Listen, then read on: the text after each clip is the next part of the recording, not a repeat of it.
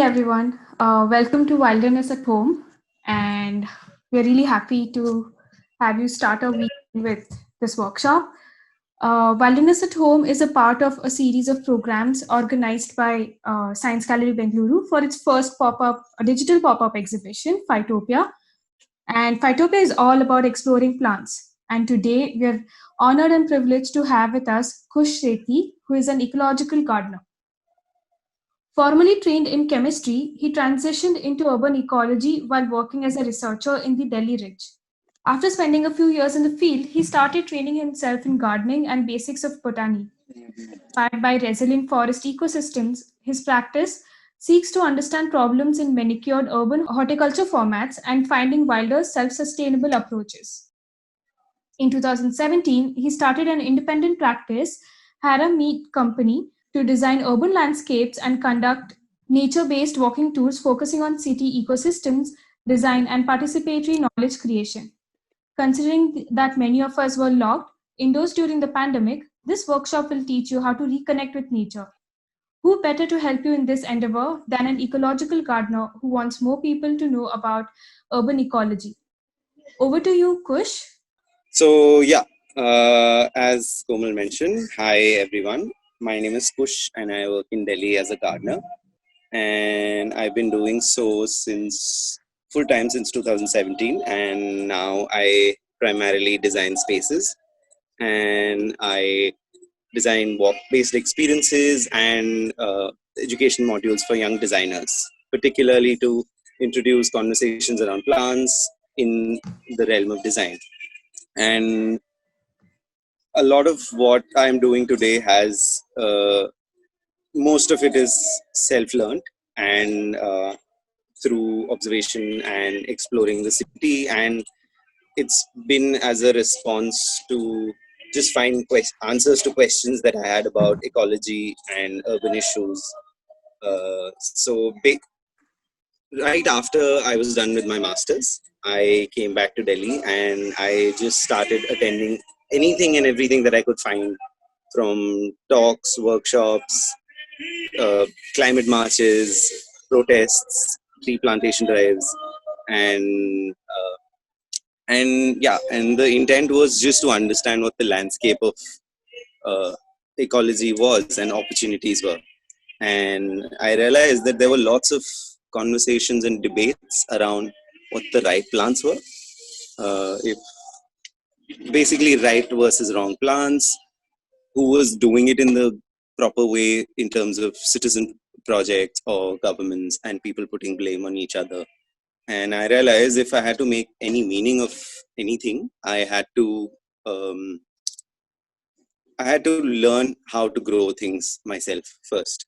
So basically, the act of growing a plant became a starting point for me.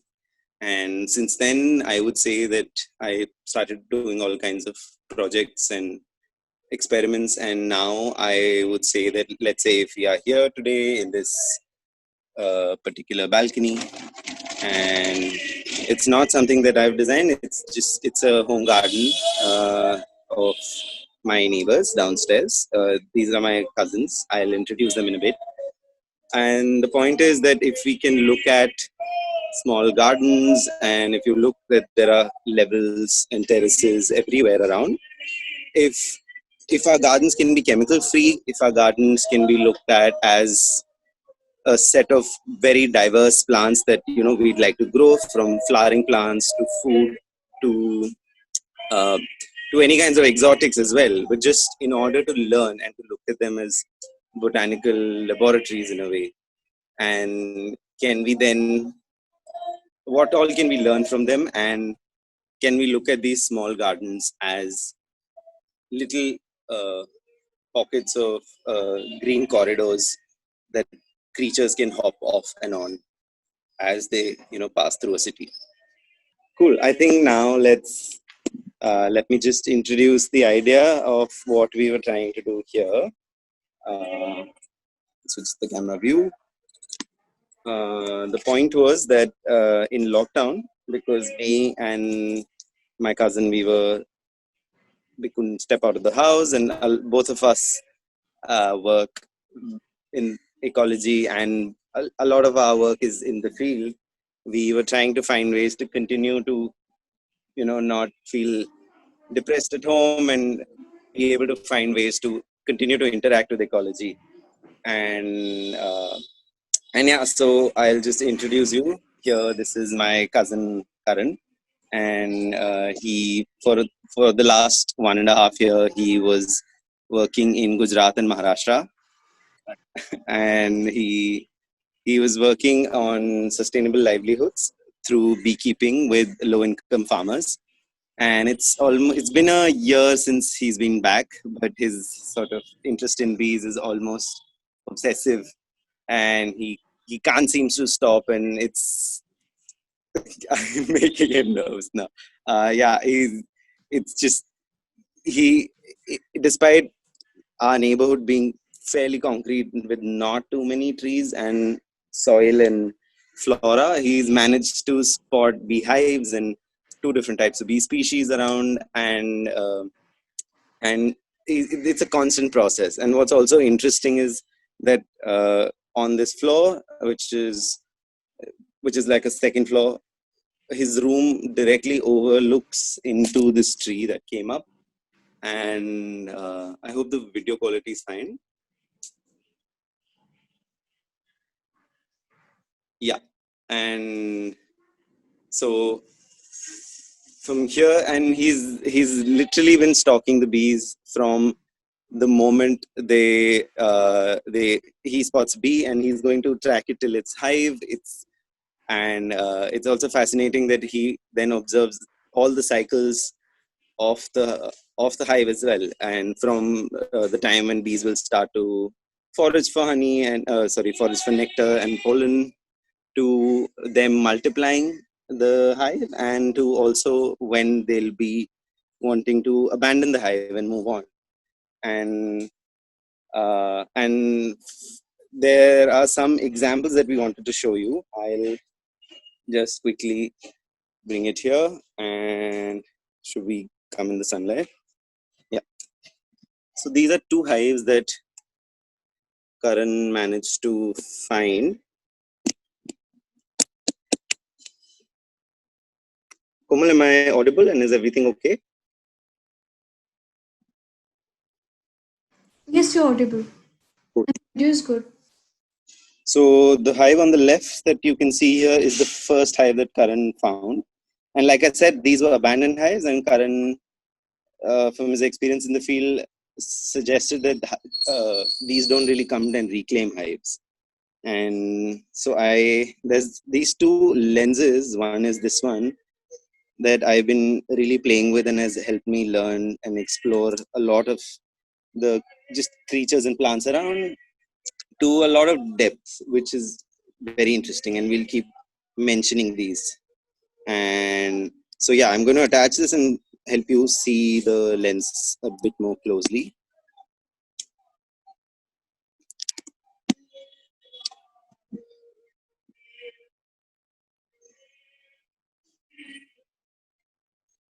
I hope you can see the cells.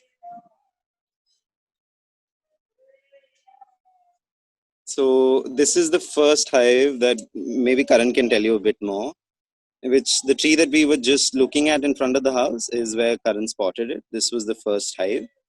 And I think he had been keeping an eye on it for almost 2 to 3 months.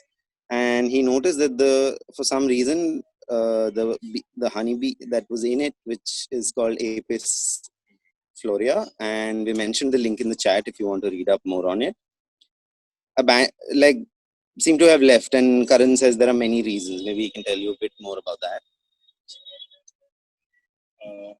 So one of the main reasons that I thought was that there was not enough flora in the area, and that is why they had abandoned the hive. And later on, what we figured out was there was another hive that was building up on our terrace, which So, was yeah, just adding in the middle. So these are two hives, and there's one more which we saw almost 5 years ago. And literally, these hives have been within less than 2 meters from our building, and our neighborhood is not very green. And just our perception changed as we started to explore these things a lot more closely, and with information and looking at it scientifically as compared to looking at them as pests. So yeah, so this second one, we will tell you a bit more about where we find it in a bit. I have a video to show you on that. The size of this is quite huge. You can see compared to my hand, and the top half, Karan can tell you the bit about more about the structure. So, I'll switch it back to the lens mode. Yeah. So, I don't know how much everyone knows, but just to give you some quick facts, there are 3 types of bees in a honeybee hive: the queen bee, the drones, and the worker bees. And the queen bees are the only female bee in the hive, which is, there is only one queen bee in the hive that can lay uh, eggs which are fertile or unfertile, depending on which type of bee they want to nurture. And queen bee and the worker bees are also female bees that are sterile and do most of the chores that are on the hive and or are outside the hive. And then there are drone bees, which are majorly nurtured during a specific time period of the year, and their only purpose is mating. Yeah, I think There's a lava that I'm spotting. Karan was telling me a bit more about it earlier. Let's see if you guys can see it too. so. This has been infested by wax moth, as there wasn't any activity going on in the hive. It usually gets infected by some uh, species or the other. So this was majorly infected by a wax moth. Is that the one that we can see in the screen? Yeah, yeah. Perhaps. Okay. And I think these sealed compartments that you see is you what you were saying had been occupied by them. By the wax moths. Yeah. And it's been in his room for a while, and we've seen that it's the maybe the moth is eating through it or something, and then the hive keeps breaking a bit by bit. I'm going to zoom out again so that I can show you the difference in the cell size. And as Karan was saying, these were of drones, and these were by the worker bees. Yeah, these are for the worker bees. And this section here is where he had cut it from, is where it was attached. And then if you notice, this part of the hive is something that I think you mentioned, you noticed it sort of enlarge. Yeah, it was, and as their colony size increased, they had to adapt to it and sort of build an extension. As their colony size increased, they had to sort of build an extension, which I noticed over time. And it was just this much of a hive initially, and this part came on later on. And we couldn't exactly show you the queen cell, but I tried to find it online. Karan sent me a link, and we don't own that photo, but we'll try and show it to you.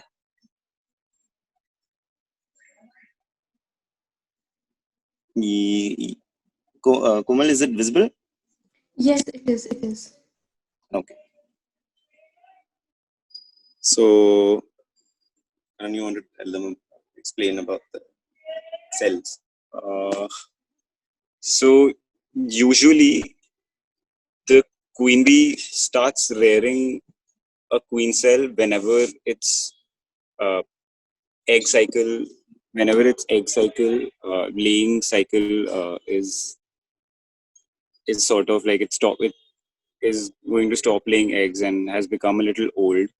So they start rearing eggs, and it's the queen bee is usually the largest in the hive, and so is their cell, which looks like a peanut. And what is the reason for multiple cylindrical cells? So to keep a good probability of the number of queen bees that might come out of the cells, they usually, whichever queen bee comes out of the cell first, kills all the other cells that are present and becomes the first and the last queen bee in the hive. And if, let's say, there are two bees that come out at a point of time, they sort of have a battle, and whosoever wins it uh, uh, claims the hive and becomes the new queen of the hive.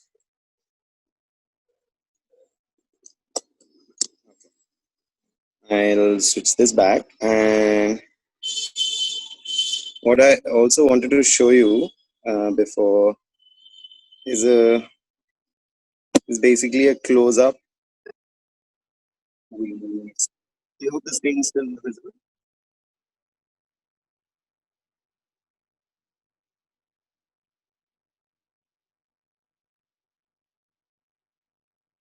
So this is basically the next door house on the roof.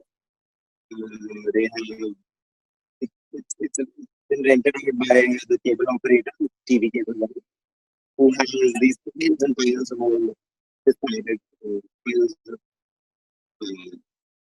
these black cables, and one of them got used for the Victoria to build up. And this is the big hive that you saw was this one. This one got abandoned and decided to get the hive home so we could monitor it and study it day-to-day basis. And I try to document it. I don't know if you noticed, but on some of the bees, on their legs, you could also notice pollen was stuck on the hind legs. Yeah. Cool. Now the next thing we wanted to show you was the fact that it's not. I mean, because we've been closely monitoring bees. Karan has. This is the second lens that we wanted to show you. It looks like it's a lens ad, but no. The point has been that there's so many things that you can monitor, and sometimes tools help. And all of these tools that I'm showing you I've acquired over time, and through experiments, I've realized how much they ease my process of learning. And right here in front of a house is an active beehive, which is the newest one that Karan has spotted. That's in the center of the frame. The light is not very right. And also Karan is saying that how the placement of beehives is, it's a very important part. Sometimes they build a hive in a place that isn't very protective, and we noticed that on the terrace in another spot where they built it in 2 weeks and immediately also ended up abandoning it. So this one is a live hive and is by the same Apis florea.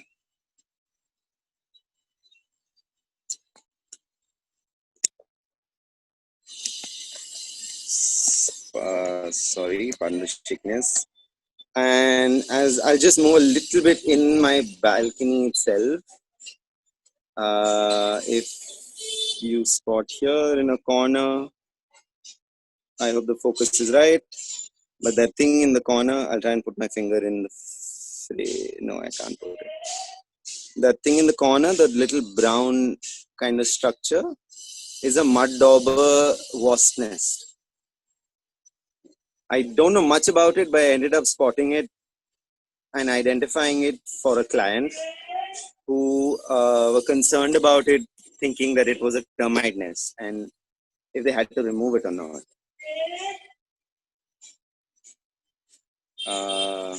So here, what happens every day at 10:30 approximately,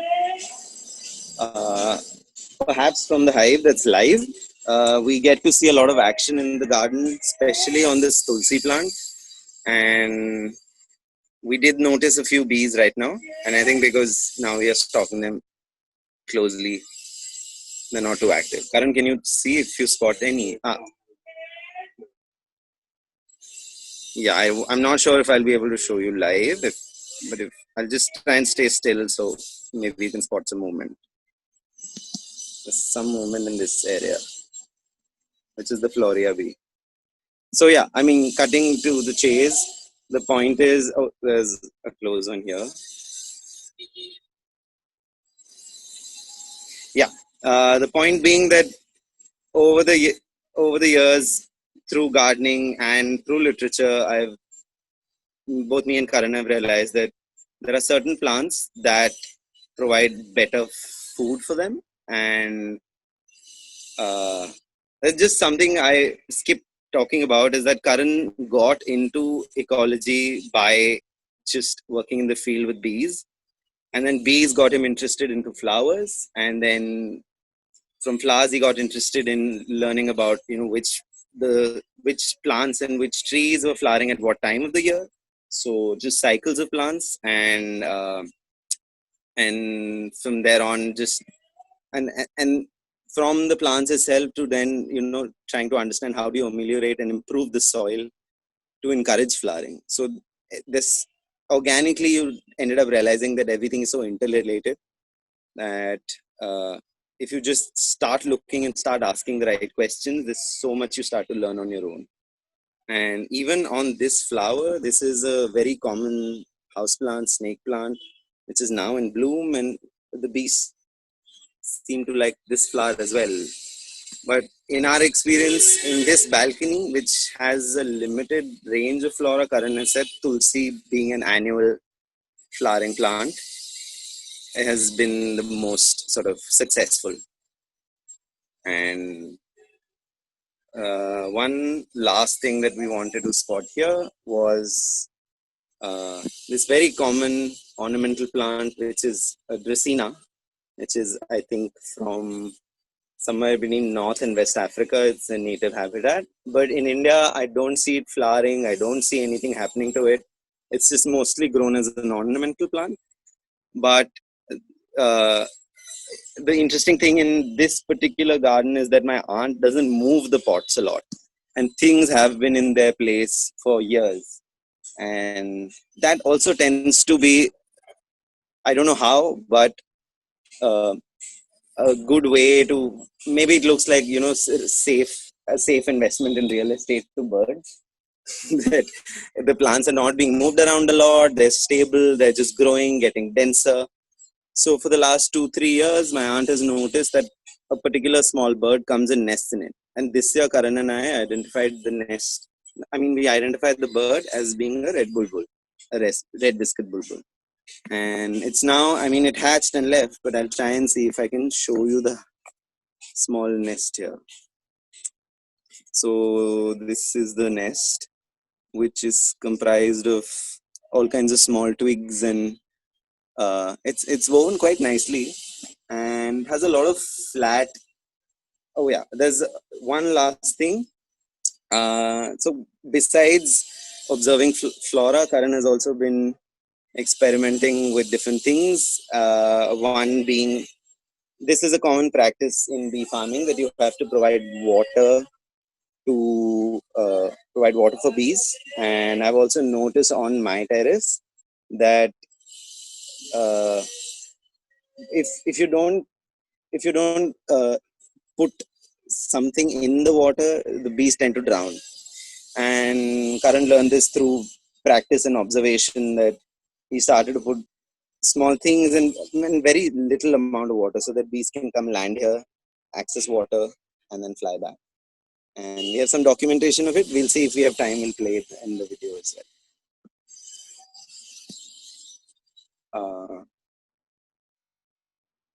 Yeah, so as we go upstairs, we'll just leave this for you to look at.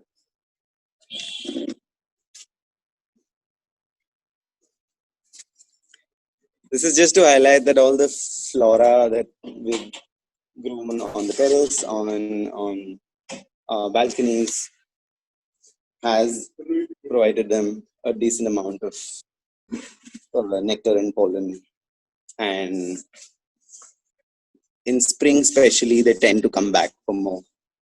And the population and the sightings of hives tend to go up a bit.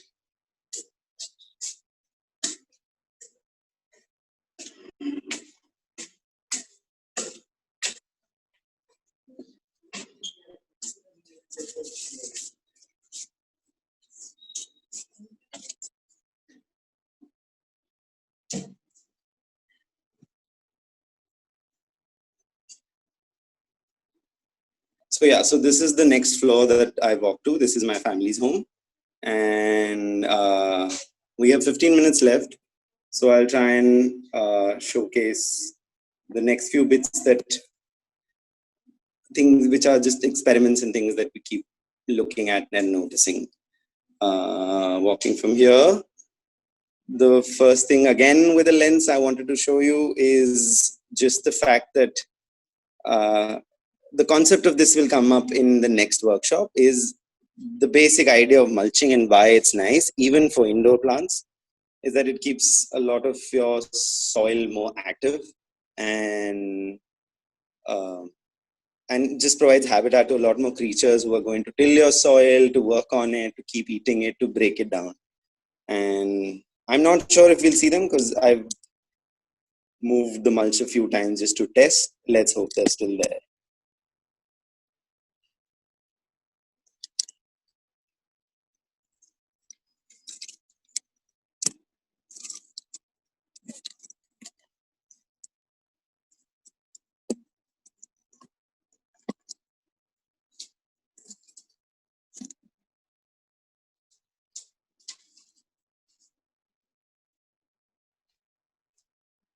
I'm yet to identify the name of every creature that I spot. I keep doing that on and off. So the ones that I know, I will mention specifically. For the ones I'm not mentioning, and if you know it, I would be happy, really appreciate if you can post that in the comments. So the mulch here is just coconut shells, because they're hard and they don't decompose easily, and aesthetically a lot of people don't really mind it when I use it in projects, whereas if I put vegetable peels or leaves, people tend to look at it as dirty and not kempt properly. And from here, this is my bedroom. So generally I look at my house as a space of experimentation of low light plants, because I get a lot of orders for keeping and growing indoor plants, and Delhi being a very harsh climate with a lot of temperature variations, and that's when plants tend to die. It's not like Bangalore or Pune or Calcutta where things really thrive. And um, and I try to use different light variations in the house. Like this section here is east facing, this is the brightest, and if I were to look at this side of my house, it starts to get darker. Behind this partition is a bit more darker. This section is not so dark. So I try and play with my own house as a space for nursing and learning how to understand light needed by plants. The third thing I want to show here is also very fascinating. I nearly spent 3 days observing it. Is an indoor plant that I put in my room. It's a really big Dracaena. It's the same family as the one that you saw in Karan's balcony, and I bought it this size. But what was interesting was, as I work on this desk every day, I started to see praying mantis, really small ones, less than a centimeter, pop up here and there. And I thought maybe this was another type of praying mantis, which was smaller. And I reached out to experts on insect identification groups, who then answered saying that this was a nymph mantis, meaning it's a baby. And I would see one every day hopping here and there, which I thought was the same guy. And later, when one day I was exploring this plant, I noticed that there was, I think it's called an egg mass, which was stuck under the leaf. I'll try and again show you with the lens. It was really interesting. I have a video recording of the mantis as well. They've now left. I used to pick them in my hand, take them out to the garden, so they had a chance of survival.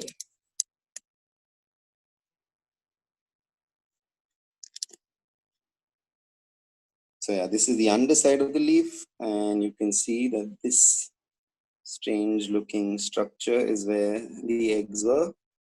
I'm not sure if they popped in from here or from the top side of the leaf, which also has very symmetric, neat looking holes. And it appeared that they might have popped open or cut through the leaf and come out from this side. So this is it. I'll do the screen share again and let you see the video of the mantis.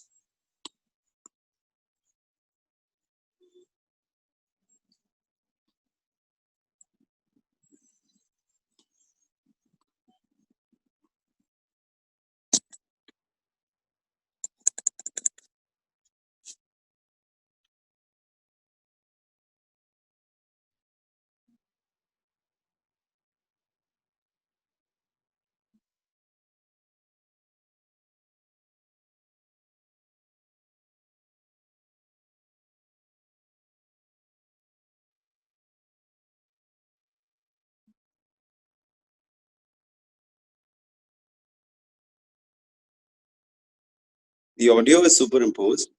The audio I shot in Sakleshpur at night. That was a painting dog, not a mantis. Oh yeah, and this little mantis towards the end jumped on my mantis. And this used to happen every time I would get really close to them.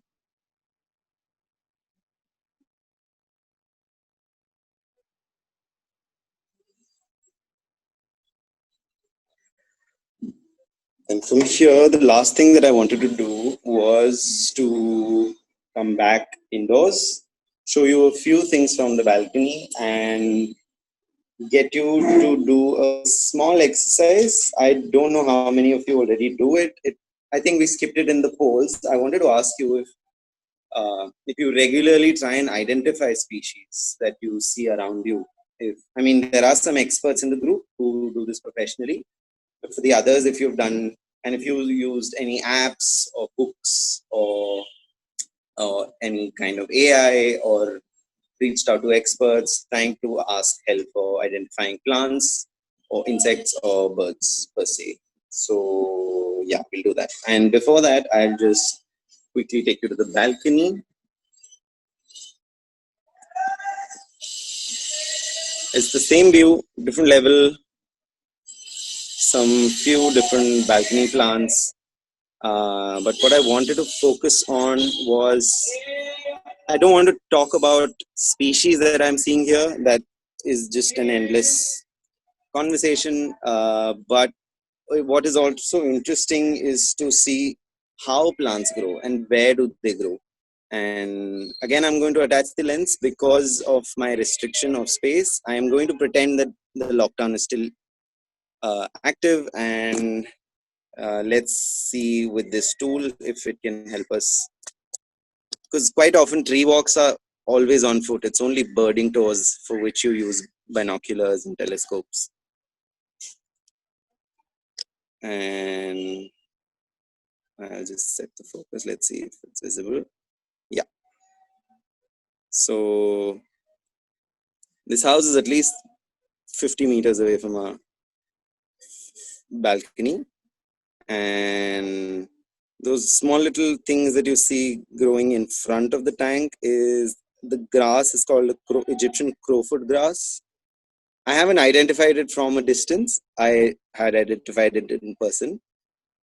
But because I can see its form clearly, I can gauge. And on the left is a periwinkle flower, the little pink thing that you can see in front of the left tank. On the right is this big banyan tree that is growing out of concrete because no one's growing that tree on the building itself. And very similarly, if I pan and show you some of the roofs, you see a little banyan. No, that's a peepal that's popping out behind the tank. This is often a common phenomena where plants will pop out of next to buildings and from the walls itself. There's 2, 3 more here. There's one which is growing out of this wall, this exposed brick wall. There's one that is growing next to the tank. And people in banyan and most of the ficuses that are native to India grow as epiphytes. So they will not necessarily germinate in soil, but the fig will pass through a bird's digestive system and the seeds wherever the droppings fall, which is usually where the birds will sit. And around the tanks, they'll get a good amount of humidity, some collected soil, and they might germinate there and become trees and keep growing. And so yeah, so this is in a way like nature's guerrilla gardening. And you can see this was quite far. This was like somewhere there. Sorry. And in a very similar way, coming back. So this tree, that tree, that tree, and that tree are all the same trees. And similarly here, which is commonly a pattern when the agencies plan cities, they'll plant, a monoculture of avenue trees. And this one's in Hindi called Saptaparni, meaning for something to do with 7 leaves, but it always doesn't have 7 leaves. And this one here, the one which actually attracts a lot of bees, is called a bucane. It's easily confused with neem tree. I can show you, if you are familiar with a neem leaf, that you might think this is a neem leaf, but neem leaves are often asymmetric, whereas this one is quite symmetric, and that's one way of identifying this from a neem. And these little seed clusters that you see are hallucinogenic, and parrots seem to love it. So we've spotted a lot of parrots on this tree as well. And just if I keep following down, do you see that little agave in the corner? That agave is growing next to a sewage pipe. And I haven't studied permaculture, but there are lots of these things that stuck with me when I read about them. One is, you look for resources and then you try and plant plants around them instead of the other way. Instead of growing what you fancy and then getting water there. So yeah, so there was the cylindrical pipe that you see around agave is was something that the municipality left on the road after a road repair. And I placed it there. I put some soil and fertilizer in it, and I planted an agave because there is a lot of runoff from the sewage pipe from the neighbor's balcony, where it's not sewage, it's just runoff stormwater and water from a washing machine, which will be very high in phosphorus and in a way act as a fertilizer, is what I thought. And it did. So this agave, even though it's a bit damaged from, the cars that get parked there, has survived for 2 years without me watering it even once. And Delhi only gets a seasonal 1-month rain. And if I follow on the left, you see another Saptaparni growing here. It's growing in the wall.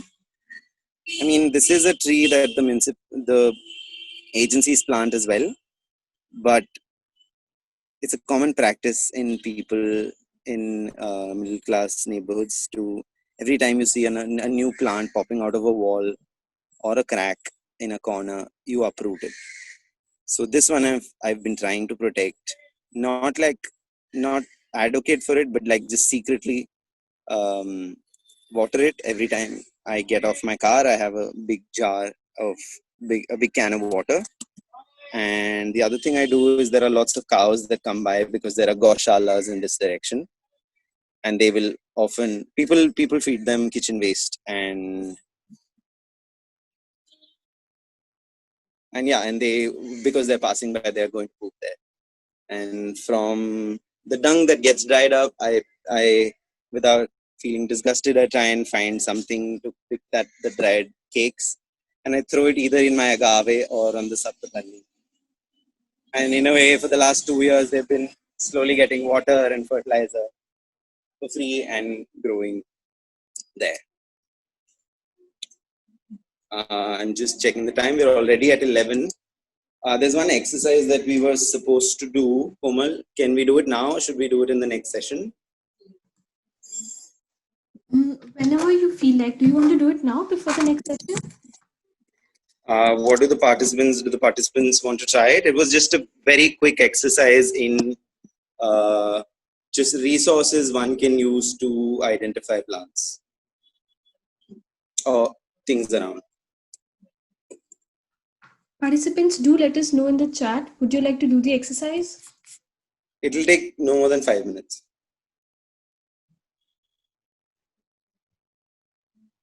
Cool. Okay, we've got 2 shows. We'll go ahead.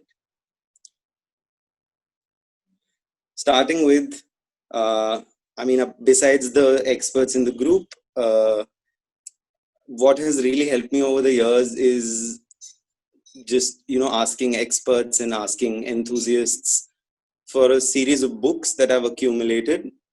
2 of my favorites being Pradeep Krishan's Trees of Delhi and Jungle Trees, which I just got and I need to explore it further. I'm not going to open the books and go through it.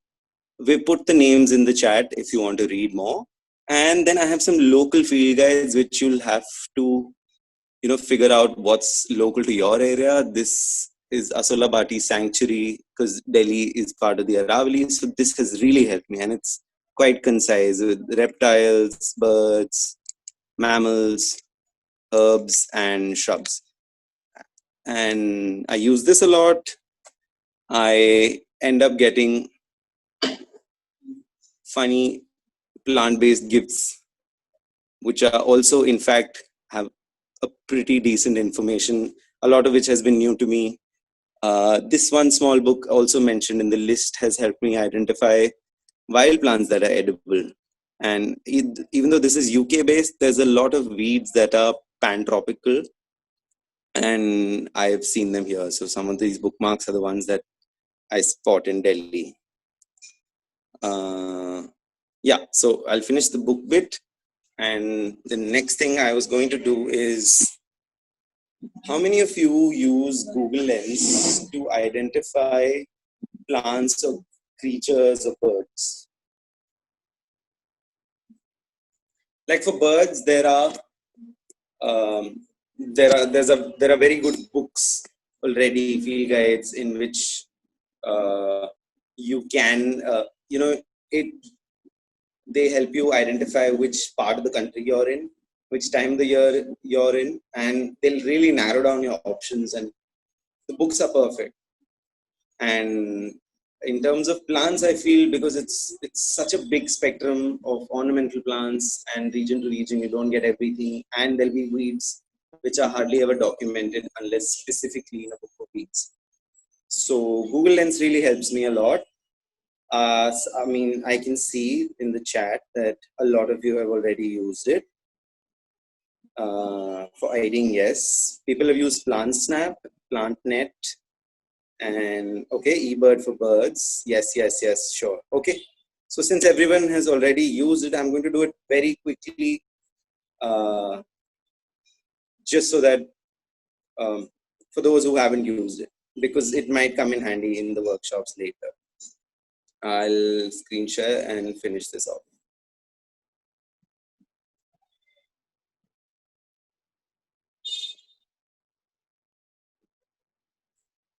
Let's take a picture and then perhaps start.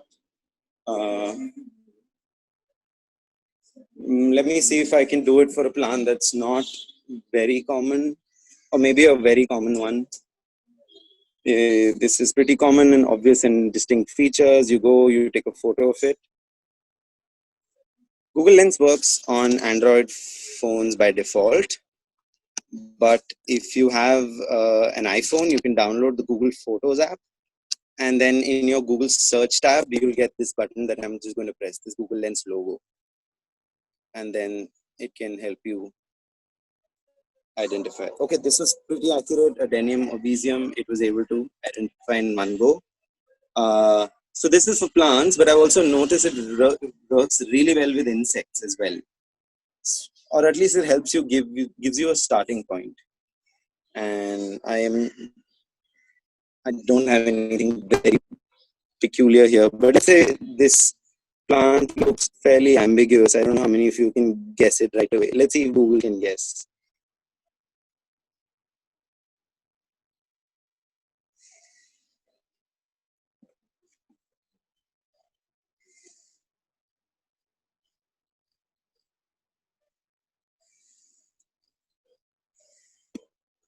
So yeah, so see, Google is finding it hard to identify this one because it's just leaves and it doesn't have.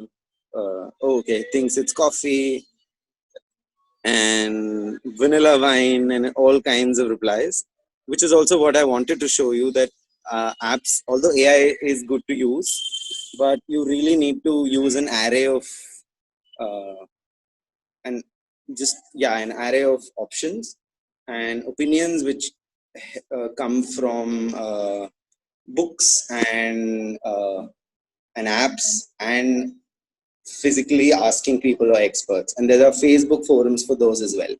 We can probably try that in the next session.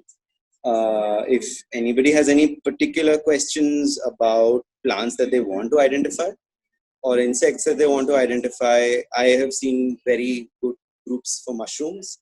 If you need help with those, we can try as well.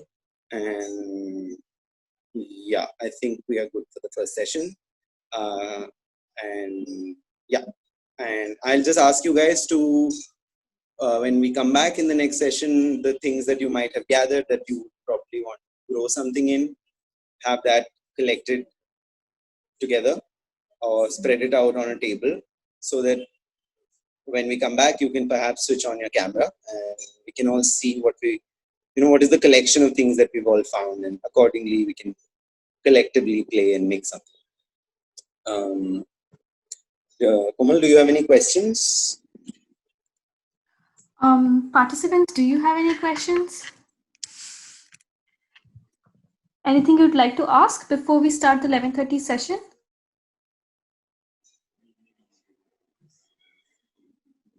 There was a question that came a while back.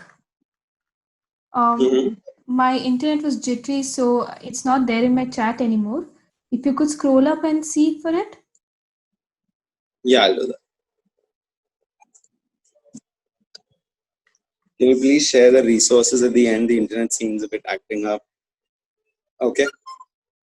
Oh yeah, and is it jasmine? Yes, it is. It's the star jasmine, which is in Hindi called Chandni, and it's the standard single color white jasmine.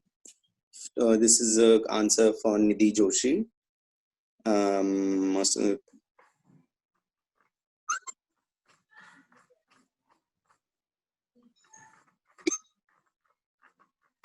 Oh, which lens am I using? Can you please let us know the name? This is, the lenses are macro lens and telescopic lens for mobiles. The telescopic lens I just bought 4 days ago. I used to earlier borrow my cousin's binocular and try and balance the binocular with the mobile phone and then take photos. So I can send the link, but I don't know if I want to yet recommend this telescopic lens. But the phone lens is amazing. In fact, I got it in Bangalore at Miniso.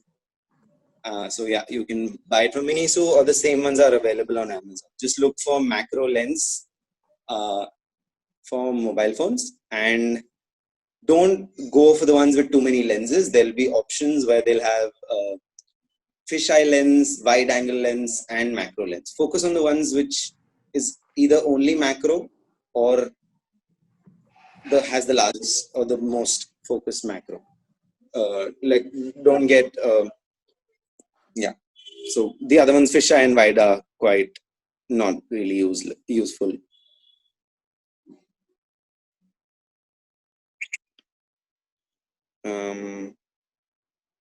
Yeah, I think before that is just All right. okay. So Nidhi is asking if the chat clears if one gets disconnected. So please see if possible to share via email. Do we have everyone's email? Yes, we do have it in our registrations link. So I have saved the names of everyone who's attending right now. I will send the resources after the program. Okay, we'll do that. And just for Nidhi, if once you receive the email, if there are any further questions, and even for others, you can respond to me by email, or I am active on Instagram. You can just send me a message there and I can help you with whatever the lead you need. I just wanted to show you that now I'm on the topmost level of my building, which is the 4th floor. And we spend a lot of our time here as well. It's a good day. It's quite humid, but because it's been raining, we have dragonflies on the terrace, and we still can see some birds, which ends up becoming uh, not very likely in Delhi at this time of the day. I'm not going to keep putting the lens because we'll try and talk more about plants now. But yeah, and on the top, we can see some, I think those are doves. Yes. So yeah, I'll get up and I'll introduce you to the terrace. This is my terrace space. I am standing on the roof of the Mumty room, which is has a staircase underneath it. And this terrace space I use as my nursery, as my place of experiments, and everything that I've sort of learned has been by trying to replicate here first. And two, three things that I just wanted to quickly show is one, if you can see this branch here, and there is a set of some branches over there, some over there. And why I've put those is because, I mean, I put it for aesthetic reasons, and I love collecting things, just forage materials and objects. You'll notice a lot of the things here are upcycled and just pure junk. And I try and find use of it, and sometimes it ends up being something very useful. Sometimes it's purely aesthetics. So, like these branches here, particularly, have become inviting for small birds, and not just small birds, but even crows and pigeons. They prefer perching on branches than on on the bamboos or the metal wires or flat surfaces or bricks or PVC pipes or steel pipes that are popping out of the terrace. And I have started to then replicate this at some of my terrace projects, and notice that it's an interesting way of using old branches. It's a quick way of providing trellis structure, and birds absolutely love it. When we have time, I'll try and play a video. I once saw a barbet come in the evening, and this is all Giloy, which is a vine that's growing here and here. Which just came for the tender shoots of this one and sat on the perched on the branch and started to eat on the vine. Why I wanted to start here is because uh, with gardening, with making and working with soil, I realized that it's really important to start making your own compost. And that's one, to work with, to deal with your kitchen waste. So this is some of our kitchen waste. And just one is to send less stuff to a landfill. And third, it's a resource. If you are gardening regularly, you have to buy this quite often, and some of it can be supplied through waste in your house. And it just, kitchen waste really adds a lot of uh, I mean, when you put your hand in it, you notice how much activity is in there, and how exciting it would make your soil mix, because that's what you want. You want a live soil mix. You don't want a dead, dry soil. So yeah. So what I do is I prefer not to use terracotta or smaller structures. I got this tire. It's a, I think it's a truck's tire, which very nicely was cut. The edges were cut, so it was convenient. It doesn't have a base. It's just resting on my terrace.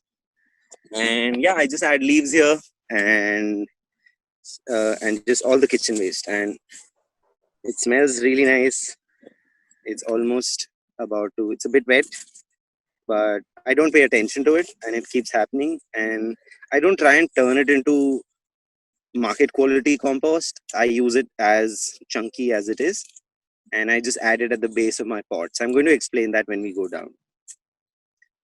And then things keep germinating. So this here is a date which I think I broke. Yep, I broke it. It's a date palm, and all the khajurs that you eat in your dry fruit box, wherever you chuck them, it has to germinate. It's an indestructible seed. And there's other kinds of seeds that are popping here. There are these, and you can keep seeing. And mushrooms also end up coming here a lot. I have collected some, and I'm going to be using this in my mix. And when we go down, and I just dunk this and take this as we go down. And it's important to keep it covered, so that's what I do. And to keep something heavy, because I've lost a lot of lids.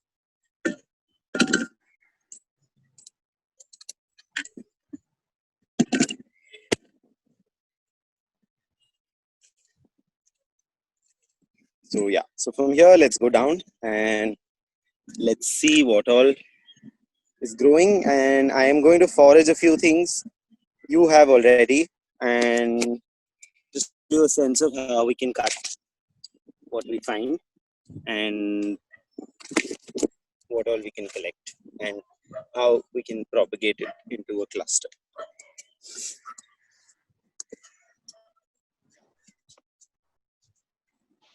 So what I'll do is I've asked my mom to just hold some things for me. I'm going to quickly take a few cuttings just to give you a sense. So a lot of the plants on the terrace here, in fact, started from foraged cuttings, which could be either, getting stuff, just exchanging plants with friends, or multiplying things on the terrace itself, or one-off plants that I had bought many, many years ago or handed down to me when people were leaving the city. It still continues to happen. And then I keep reproducing them. And then when I get orders for, just pretty planters for somebody's birthday, I tend to then work with everything that's growing here. And there are some things that I nurse because I want them smaller in size. And then I play around. So I'm going to quickly give you a round. So I have these two bathtubs, which I am using to grow these vines. And a lot of it is just small plants in pots. There's some herbs, there's some ornamental flowers. This is a pot that in fact is being grown for somebody. It's semi-done. It's supposed to be an indoor plant composition. And all of these agaves that you see here, agave is the same plant that I showed growing next to my house, next to a sewage drain. All of these I collected from, little pup sizes from the side of the road, and they've become so big. And these are commonly called pencil trees. I have so many of these now. All of this is pencil tree, which I started from one plant that I bought 4 years ago. And it's just so much that I'm now finding ways to get rid of it. Same for Pedulanthus, grows beautifully. And I mean, Delhi has its restrictions with what plants can survive indoors and outdoors. And I mean, a lot of it is sold, but not all of it survives. So over the years, I managed to crack what survives and what looks nice and is easy to grow, takes less water. And there's a lot of aloe that I'm managed to multiply, a lot of sansevieria, snakes, which are also in bloom. Jade is wonderful. So I'm going to now take a tray and start collecting some cuttings for myself.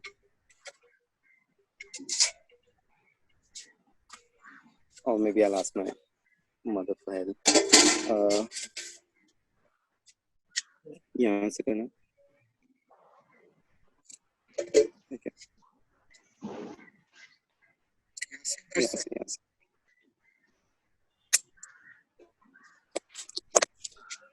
And then there are bryophyllums, which are succulents, which grow really nicely.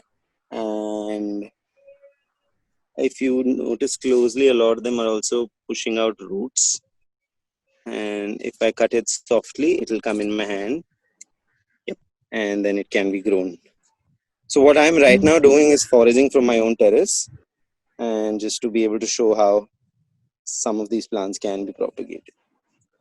This one here is a really beautiful succulent called Mother of Millions, because each of these leaflets that are coming on the sides is going to fall down and make a new baby.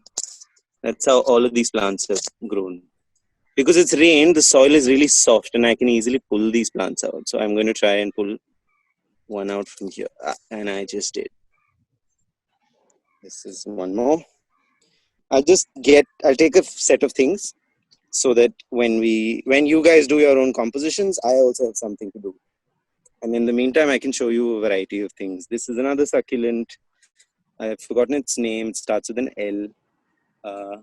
So here you can see that because it's monsoon in Delhi right now, it's actually I can right now compare Delhi's weather to Bangalore's weather. And I mean Bangalore's weather for the rest of the year. So yeah, so any cutting that I can take, it's a soft plant. I can take it from with my nail. I'll be able to, I'll take a few and I'll be able to play with it.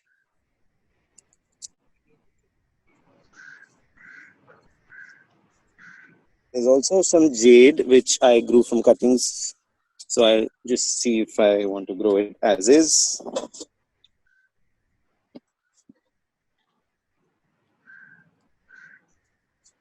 And this is supposed to be a bathroom that we had built, but I use it as a nursery. And there's plenty of things. This one particularly I wanted to show. I'm yet to identify it. Maybe I'll do it with Google Lens today. It was a wild plant growing at the side of a pot, and I managed to propagate it, and it's been thriving in this individually in its pot. And this is another one, which is a bulbous succulent, and it grows so easily and so softly that you can just pull out one of the bulbs and repropagate them.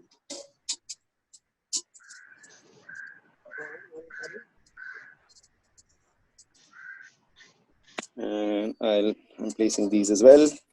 We'll try and do something with them. And then I have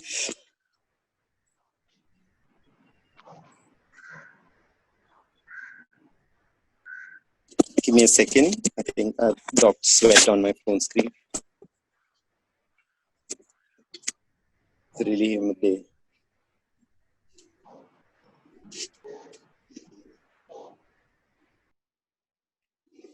Yeah.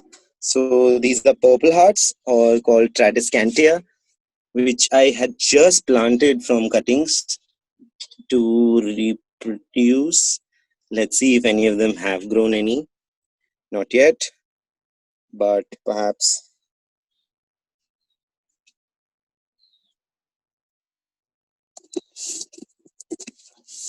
Sorry for the tech issues. My phone constantly keeps getting wet in the nursery, and the screen gets issues. So we have one or two of these.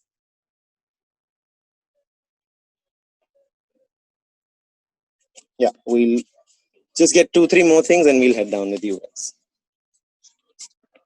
There's some cacti that I've already taken. I use these basic Zomato trays and food takeaways just to use as propagation trays, and it really works well. And recently I ended up getting a friend of mine had been ordering 5-liter water cans, and there were just too many. So I got maybe like 30 of those, and I cut them from the top, turned them into pots, and have been using them as a nursing space. So this entire cooler, which was a discarded cooler for my family home, is now my nursery. And in the summers, I cover it with a green shade net. I love working with mannequins. These are supposed to be used. There are some cacti. I'm not going to touch them right now. That's a ton of sansevieria that I've grown here. There is some downstairs already. And the last thing that I wanted to work with is a new plant that in fact got given to me.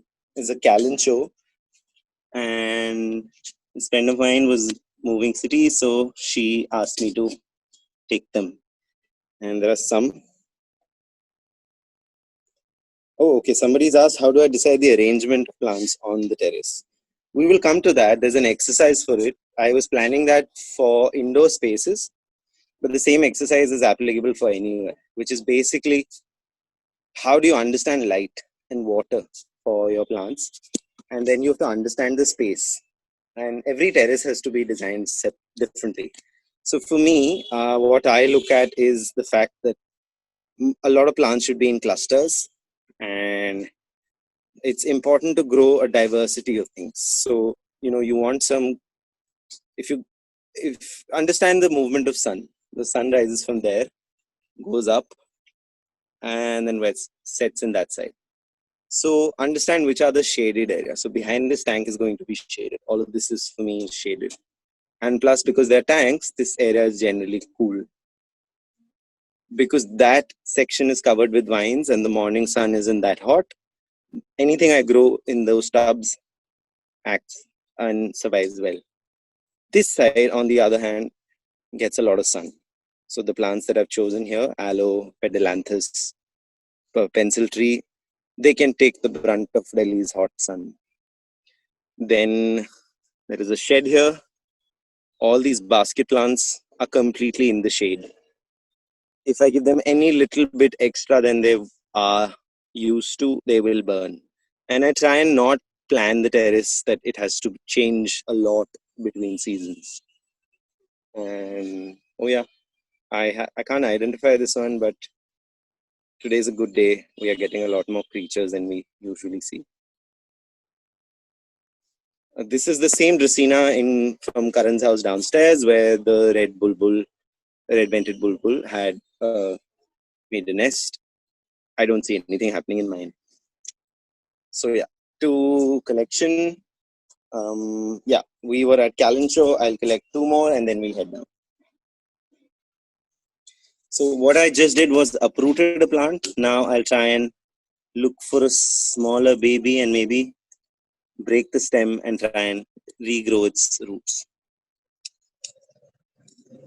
Yeah, so I've broken it from here. It doesn't have any roots, but I know that this plant will grow roots easily.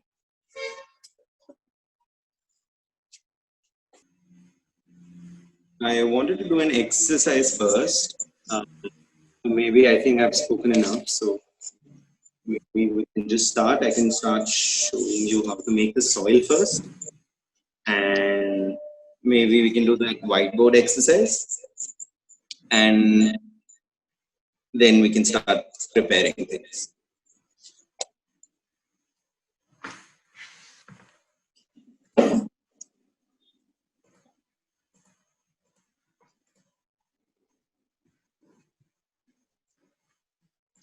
I think it's fine. It's visible in both cameras.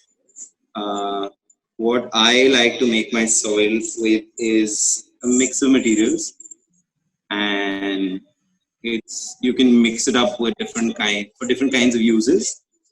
But it's important to have a fertilizer, which is, in my case, I've taken vermicompost, which is made with cow manure, which is fed to earthworms. And you could easily replace this with leaf litter. Like if you go for a walk and if you see some kind of leaf drop under a tree, and I have, it could be kitchen waste as well, and I have this here, it's a semi-decomposed leaf. And if at the same spot you were to, if it weren't clean for at least a month, this would have decayed completely. So this could then replace, this could be your collected fertilizer instead of a market bought vermicompost. But I like to use this and a combination of this. And the other thing is you need to add some biomass, for which an easy way is, again, I'm going to show both examples of collected and market options. So this is coco peat, which is solan. It comes in a brick form. and I've sown it, and it's become fluffy, and it's going to prevent the soil from being dense. And you can see, even if I compact it really hard, it still sort of crumbles and falls down. The other is whatever is the local earth. So here I have there are different local names, so I won't get into that. But the ones in Delhi is a bit brown as compared to, I think we saw from Nitya's, which was a lot more red, which you get in the ghats, and is much richer in clay, so it's going to be more sticky. So that is the clay bit, and then you have any kind of sand you can take just to make the soil well draining and porous and to improve its porosity. So that's that. And now I would sort of ask you all to, whatever container you have, you can mix this up and turn this into a soil mix. I mean, I find this quite therapeutic. It's a very slow process, but are there, I mean, what is there like a word that comes to your mind when you're working with soil, when you're mixing it? You know, there's so many textures in your hand. It's sticky, it might be rough, it might scratch your fingers, but it tends to make me personally calm down, because before this I was running around constantly. I was a little bit agitated, but now this is kind of soothing me down as well. So I hope something's happening with you guys. So if you want to just give one word or something as to how this makes you feel. Okay. So as I'm mixing it, I can feel it coming together. I can feel that, you know, what kind of consistency it might become. It's slightly sticky because of the earth I've added, and but it's also at the same time very brittle because of the large fibers of the coconut husk. There's one more alternative to coconut husk, which I have here, which is something that I collect, or you'd easily find this even if you're not a coconut consumer, around coconut vendors and the streets. Where are the coconut husks?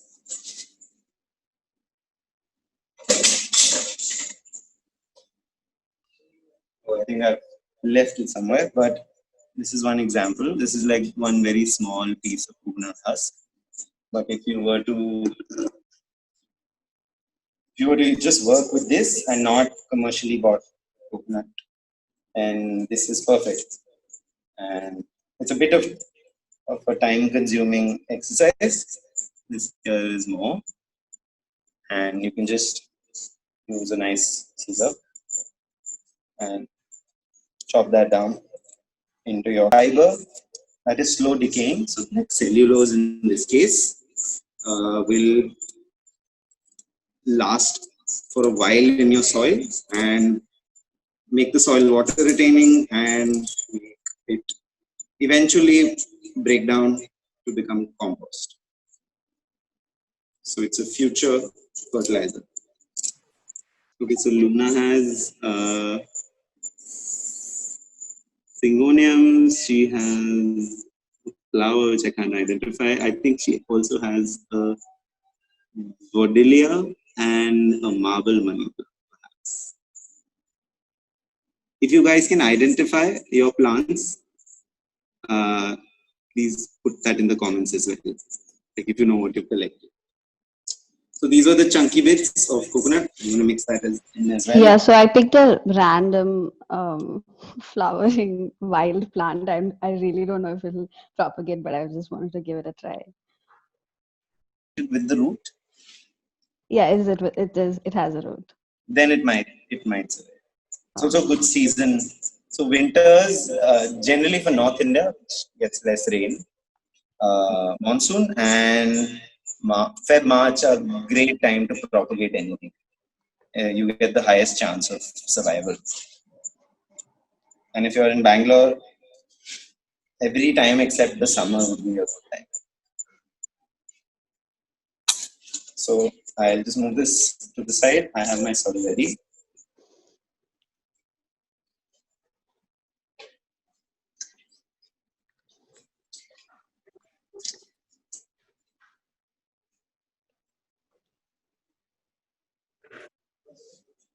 Hi, Deepika here.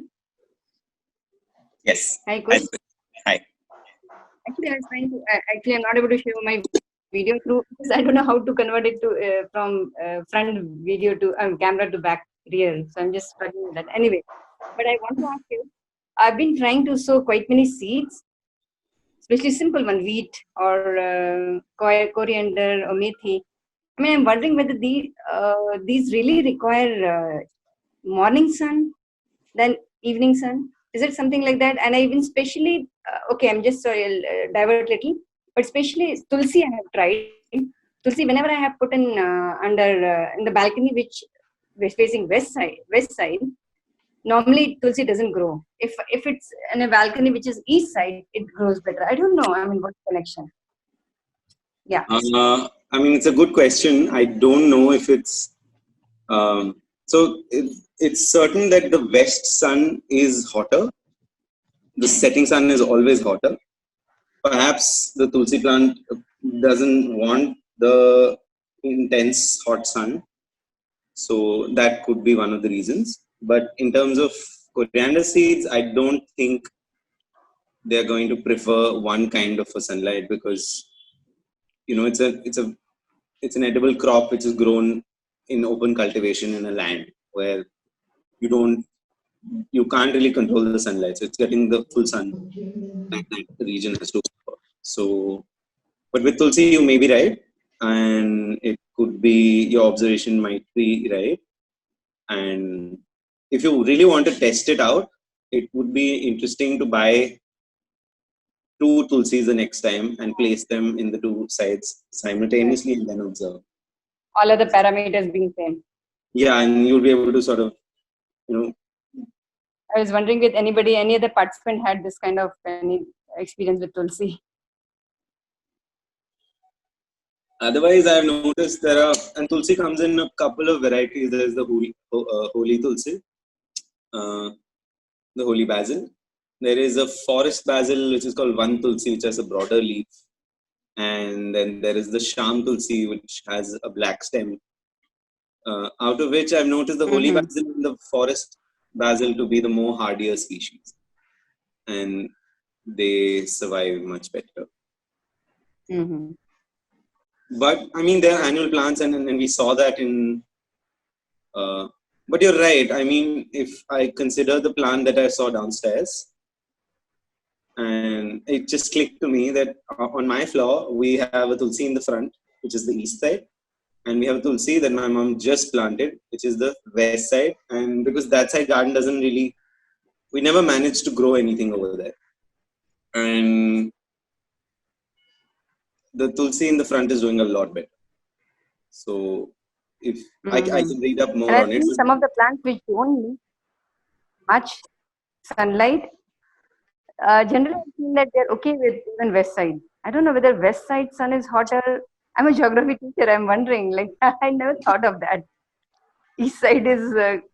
Why do you say so? I mean, it's a common. If we have any architects or designers in the group, somebody might be able to validate this. But it's a common practice that, and architects always tell me that whenever I'm planning or whenever they're planning windows for the west of the building, they have to make special considerations to either give it an extended chaja or some kind of cladding just to prevent the building from getting hot from the setting sun. I don't know the reason, but this is a common information. At any latitude? Come again? I think At any. I can't hear you. I mean to ask you whether is it true for any latitude? I mean any place on the earth. I mean from equator to poles. Northern hemisphere for sure. I wouldn't know for the southern.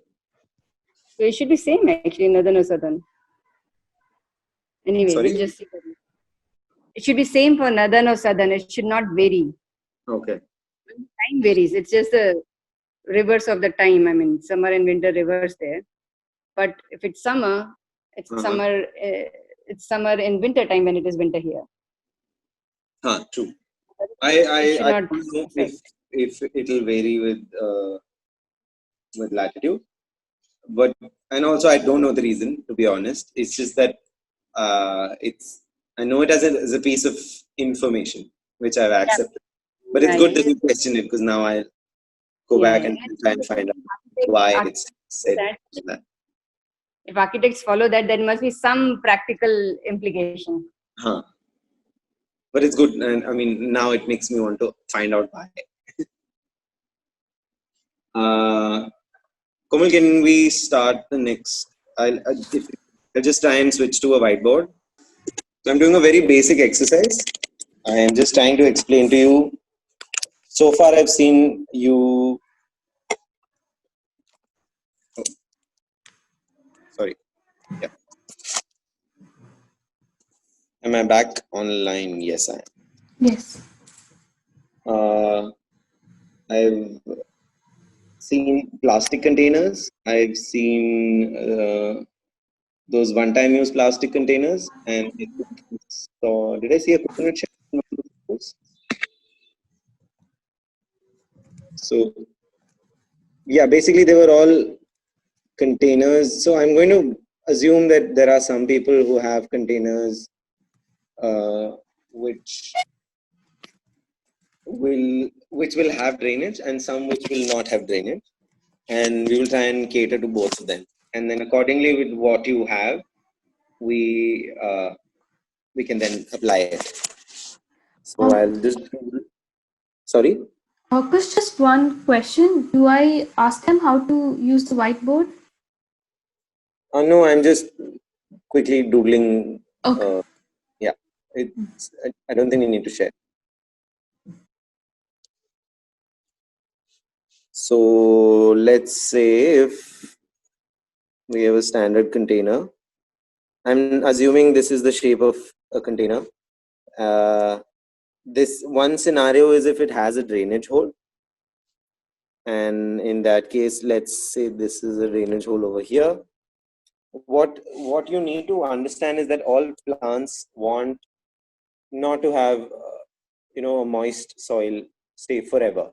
Some do, some that grow in marshy lands do, but not all of them. Like cacti won't, and some, like the lady in with the geography background can maybe add to this in a bit.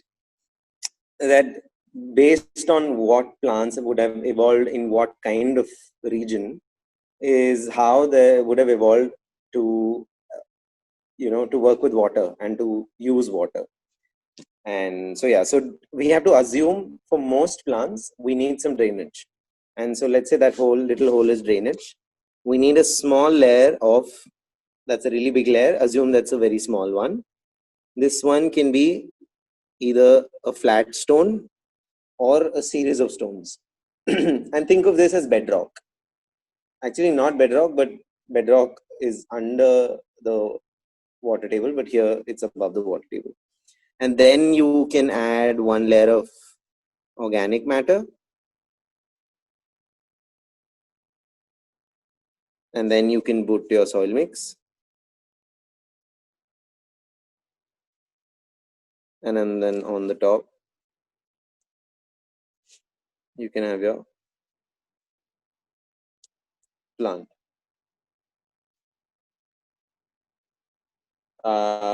Can you see the screen? Yes. Yes. Yeah. Yeah, it finally came. Okay. So yeah, pardon the handwriting. And so yeah, that's what we're trying to achieve. One layer of stones. If it's a small container, we're just putting one flat stone. If it's a closed container, we'll put a full, like an inch layer of small stones. And then some kind of organic matter, because we don't want the soil to go and clog the stones. And and then the soil mix and the plant. You can take a screenshot of this if you want. I can then remove it from the screen. Komal, can I remove it from the screen?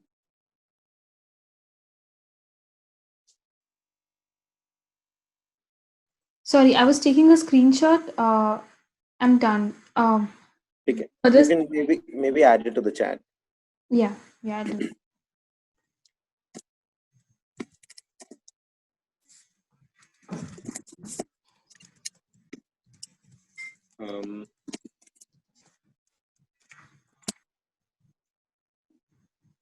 We'll do a small exercise after this. I don't want to keep talking.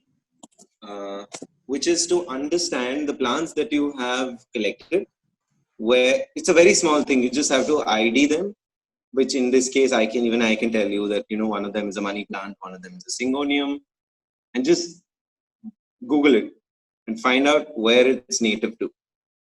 And then just read up on the geography of the land, try and understand if it's a wet area, if it's a dry desert, if it's a rocky cliff, and try and just visualize what kind of moisture might it be accessing. And then from that, you can then try and replicate it in your plant. Show you some examples to understand what I've done with old things. Maybe just leave it. I'll use it. So this here is a glass container. It's a bottle that was broken, and then I broke it further, created a small window next to it. It's been outside, so it has a lot of salt stain, but it can easily be cleaned with some dilute acids. And then what I do is I sand these edges down, which makes it accessible as a planter. So yeah, so think of this example, but because it's a bottle, it will not have drainage, and I wanted it to become a conventional pot. I ended up getting a hole in it. So this then becomes a normal gamla, which is a very conventional pot with the drainage hole. And in that case, I just put one stone, some soil, and put a plant on top. So it became a conventional setup. Very similarly, this was a beer glass. Again, don't mind the salt stains. I wanted to grow a plant in it.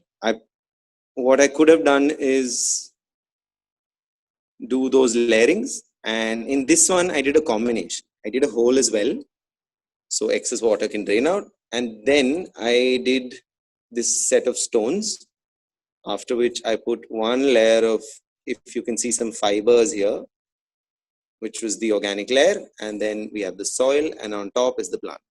And this also has been growing for almost a year now.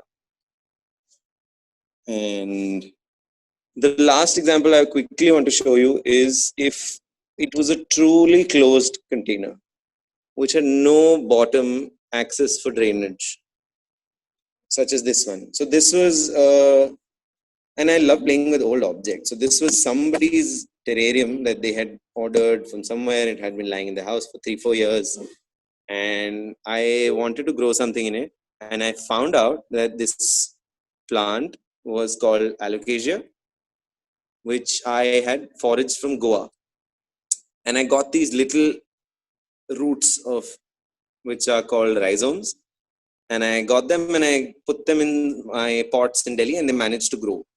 And then when I was reading up on it, it turned out, and I mean, also from what I observed, they love growing in marshy areas. They grow in drains also, in stormwater drains, the nalas. And then I thought maybe I can also put it with some inert clay pebbles, which are not really providing any nutrition, but just are holding the roots together. And I tried to grow it in just water, and this plant has been growing for 3 months now. So this is just one experiment that I did, although it tends to grow a bit tall and get stuck at the top. So this is an example of growing just in water with a very conventional grow in a bottle example with no holes. With syngoniums, it's a commonly understood practice where I mean, this is also, I don't think anybody knew that a plant could work in water. It was only with trial and error. So I have friends who really enjoy doing water propagations, and they will try any kind of plants. And like only recently did I find out, not recent, but like 3 years ago, that even a lot of herbs can be propagated in water. How often do you change the water, or do we have to change the water? I change it once a month. Once a month. Okay. And the roots really thrive, and you can see that they get bigger and bigger in the water itself. If we have any botanists on the group, I had a question. This is just a general question, because in school you sort of tend to believe that soil is what is feeding the plant, but when you look at hydroponics, that's not true. It's water, and plants are basically growing out of carbon dioxide, which is air, and the nutrients that they're drawing from soil, they can draw from water as well. So in that case, you can even put dissolvable fertilizer as they do in hydroponics, and then you can have a plant grow in water for very long, as they do in hydroponics. And yeah, I think I will also start to often do I turn the soil in pots. So when I make the soil that I explain as I do, which is very porous and very high water retaining and also very soft, it doesn't crystallize, which is when you only use mitti or only use earth. This soil I turn only when I'm repotting a plant. Otherwise, I don't turn it. It's in a way a till-free soil. It's highly low maintenance. So how often do you repot, Kush? I mean, if it's getting totally full, maybe once a year. And in these times, around monsoon or in March. And or otherwise, if a plant is dying, then whenever it's dying. So you mean to say, Kush, that the same plant, if you're continuing, you will repot it and put it in a bigger pot, you mean? Or I might multiply it. I might thin it down and then put it in the same pot. And the excess bit I might, because I do this professionally, I keep reproducing them. And this tends to happen in many people's homes as well, that because they don't buy new plants, and if you have a gardener coming over, they'll just keep buying you pots, and they'll grow everything in mitti, and your plants only keep getting multiplied from cuttings, and then after 4-5 years you realize you have too many of too few plants. yeah.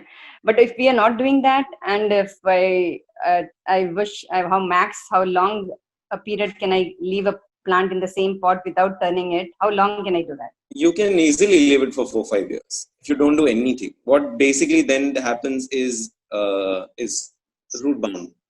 So the roots will grow and really engulf there'll be barely any soil left beyond a point. It'll just be when you pull out the plant, when you have really old plants in your house, or gets handed down to you, or there's been a pot that's just been there, you haven't touched it, you only water it so it's alive, and then if sometime the pot breaks, or you tend to mix it down and you realize that it's just roots. Yeah. So that is the concern, I understand. That is a physical issue, logistic. But what about the nutrient point of view? How often should we feeding it the nutrients? And if not turning? Without turning, I think twice a year you can put. If it rains a lot, you can do it more often, because it's going to leach out a lot of your nutrients. Okay, I get it. Twice a year is good enough. That means I've been thinking that maintaining pots is a big task, but it doesn't seem like the way you say. No, not really. And also, if you put your effort in the beginning when you're potting the plant, that effort is drastically reduced in maintaining it, because your potting mix is already made with some kind of fertilizer, which will be the vermicompost or gobar, cow manure, or leaf manure or kitchen waste, which is not a very rich compost. So it can actually become the medium, or like part, or at least 1/3 or 1/2 the medium of the potting mix. Okay, okay. Because the other ones, which are a bit more industrial and have a higher concentration of NPKs, which is nitrogen, phosphorus, and potassium, those you have to really carefully add, because they tend to the common term, the common language used for that is that they will make the potting mix very hot and are Yeah, going to kind of. damage the roots. So those have to be monitored a lot more carefully if you're doing just, these organic ones. And if they're completely or almost nearly decayed, you don't have to worry. Okay, okay. Yeah. So then it becomes really easy. Nitya, Yeah, Nitya is adding to the information. yeah. What about it?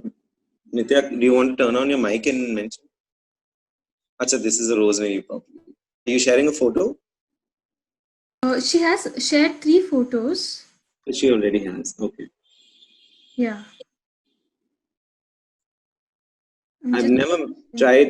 I see that the water turns green. Okay. It's the algae growing. What are my comments on this? For other plants, it depends on the water as well, right?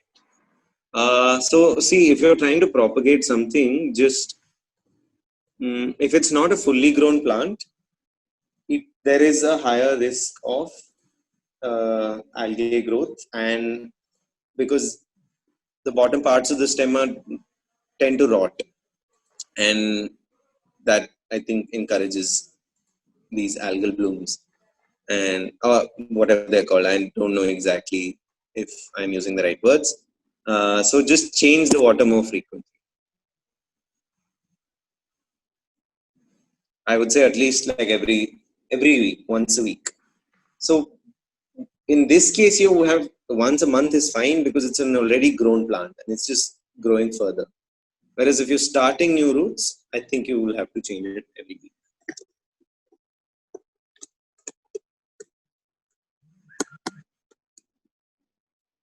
So I'll just show you some of the objects I had collected, and I like to grow them in. These are also experiments. Some of them I don't even know if they work. One was a bulb,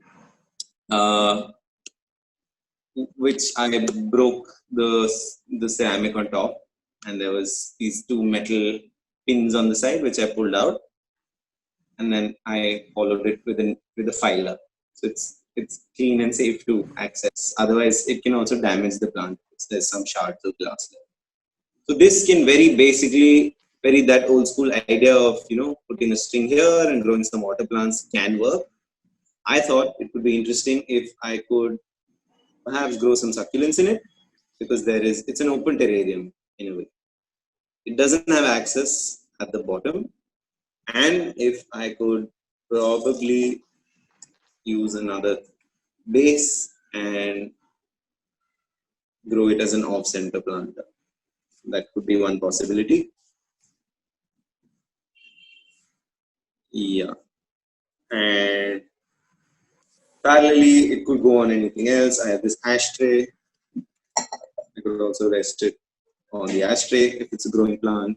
I found this, which could be interesting to grow. So if you can very carefully break a coconut, you can manage to break it in exactly 2 halves. And that takes like 1 or 2 practice.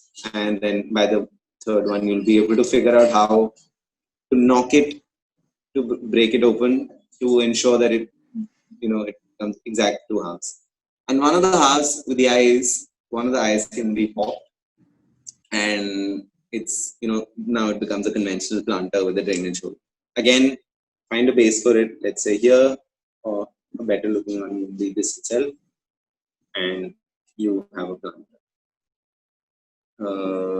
The 3rd one was a bigger thing that I found. Oh no, I'll start with this one. Is the humble coconut. It requires a little bit of effort unless you found an old one. Is what I do. I like to use these and make planters, the fresh coconuts that you buy, after you've had the water, you take a knife and you carve as big of a hole as you can. When your coconut will dry, it's going to shrivel up and the mouth will close in. So if you're doing it, some of them might close completely, which you then have lost. Some of them will, despite closing in, will have a decent amount of room. And then I drill a hole at the bottom so that there's some drainage access, and I have a planter. For this one, I also made holes on the sides, so I can make hanging planter out of this. And otherwise, in the past, I've also casted a concrete base for it, and it became like a rested planter, and sort of resting on someone's center table. And because it's dry, it's really hard. And you can put a coat of linseed oil, mustard oil, or any leftover kitchen oils to give it some gloss, make it last a bit longer, and it can work really well.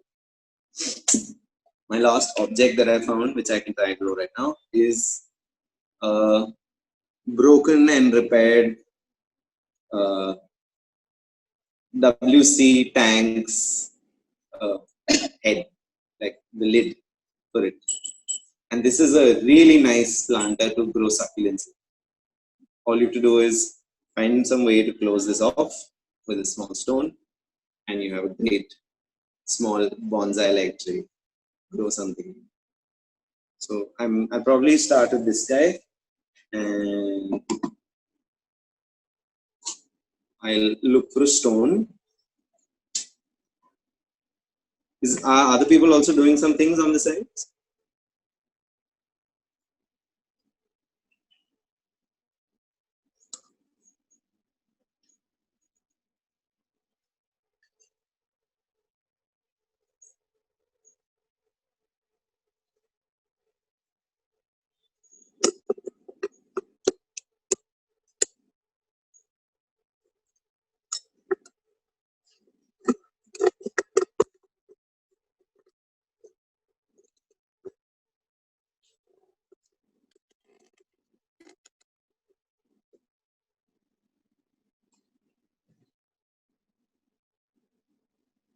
Yeah. So I managed to cover the lid.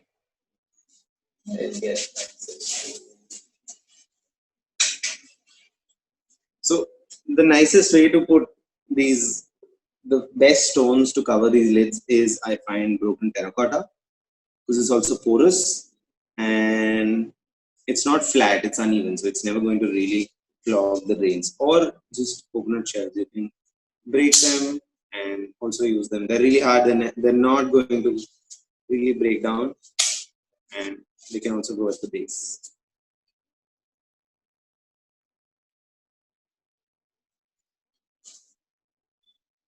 I love collecting all kinds of fibers from parks, and the compost pits around colony parks, and you find these very fascinating things. This is the skin of that peels off from a Cuban palm, which is a very common ornamental palm I see growing in Delhi. I saw a lot of them in Bangalore as well, and it's a great sheet. It's a fantastic crisscross and can be used as a membrane. And people who regularly grow bonsais, they in fact buy these plastic meshes to use. So I'm going to do that with this guy.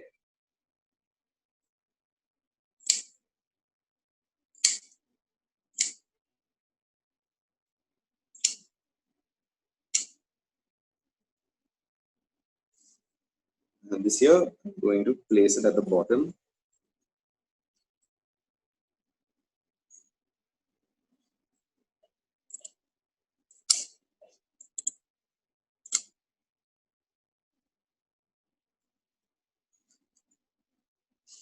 Get this started.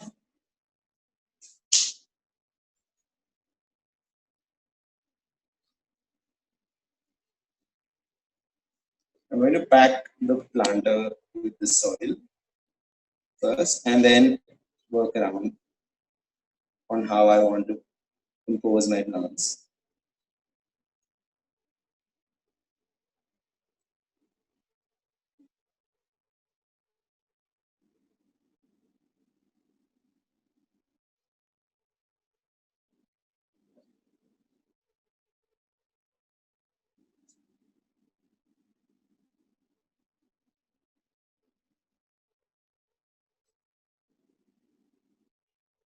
I'm putting a little bit excess because I haven't packed it yet.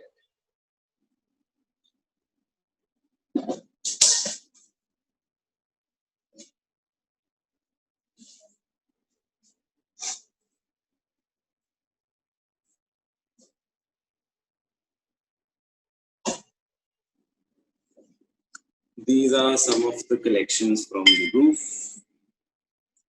And in a very simple way, I just start placing them and see what looks nice.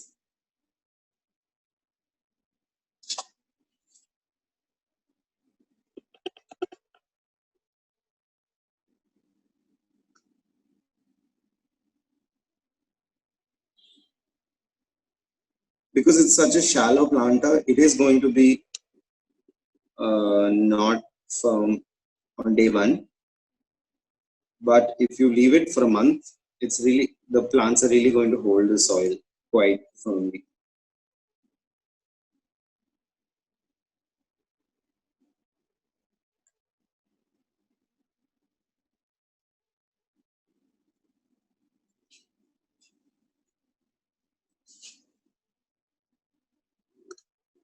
This camera gets stuck.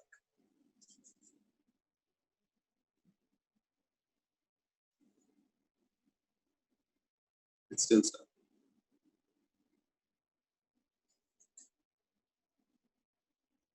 Yeah, it's back on. Cool.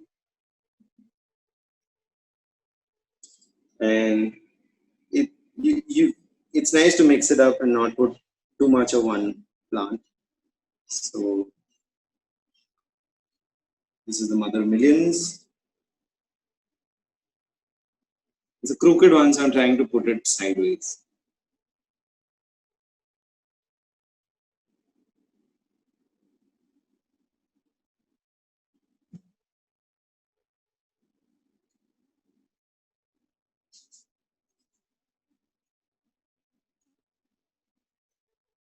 And you don't have to stick with what you do in the first place. Like right now, I felt like I don't want it symmetric. I maybe want it asymmetric.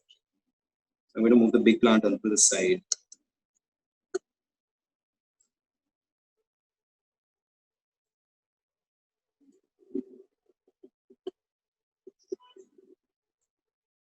It's like a puzzle. You place it, you work with it, and you see how it feels.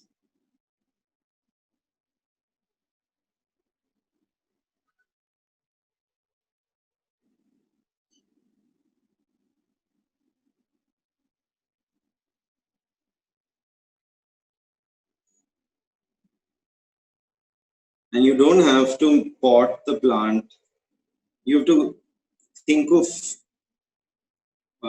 which side will it be visible from, and then accordingly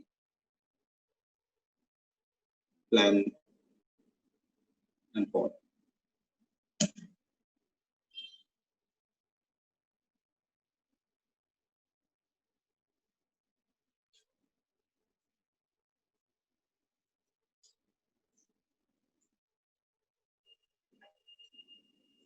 Also have a bryophyllum, which is in fact a medicinal plant, and it's called Athar chur because it's used to get rid of your kidney stones.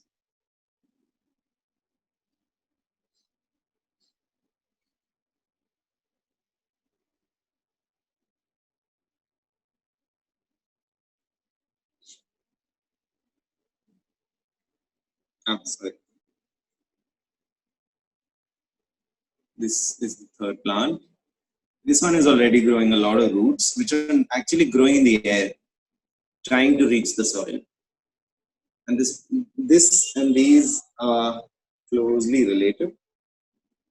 So I know their water requirements are similar, and that's why I'm potting them together. Like I wouldn't put a money plant in this cluster, as that plant needs a lot more water. And the light requirements of these are very different to a syngonium, for example, or a cactus.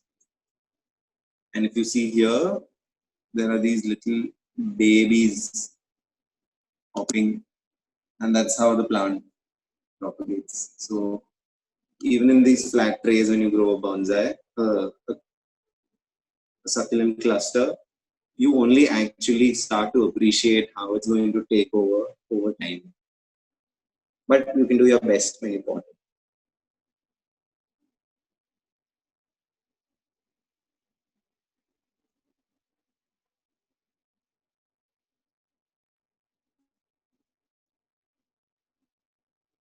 Now I think I have 3 more options to add.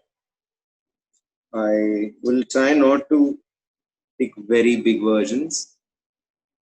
I can't recall these names because it's easier to remember common names in English or in Hindi, but then there are some plants. Maybe this is something zebra. I'm not so sure. I can put this in the email as well. But this has a bulb, a very different form by which it propagates and multiplies. And we put perhaps 2 or 3 of these.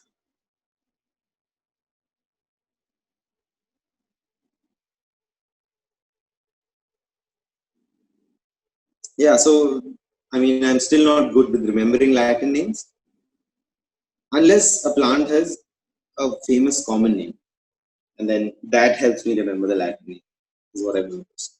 If it's only the Latin name, I tend to forget.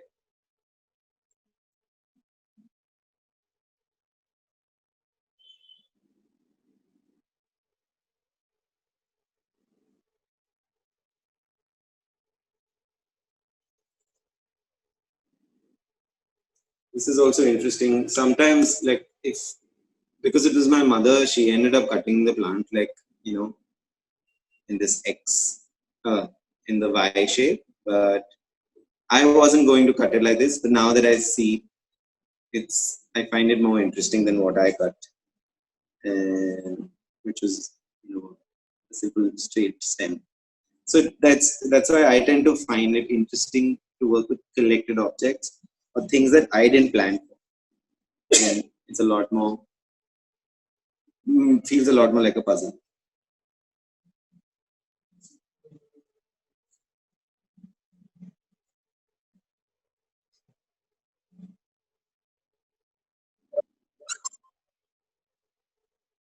Is it the chart?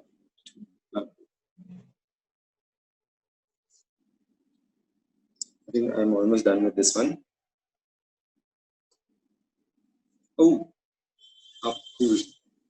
This one came with a snail. A live snail on the cutting. So I'm already introducing some biodiversity into the plant.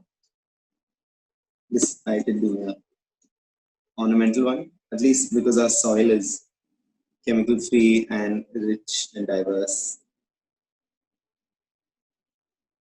Some insects didn't mind staying alone.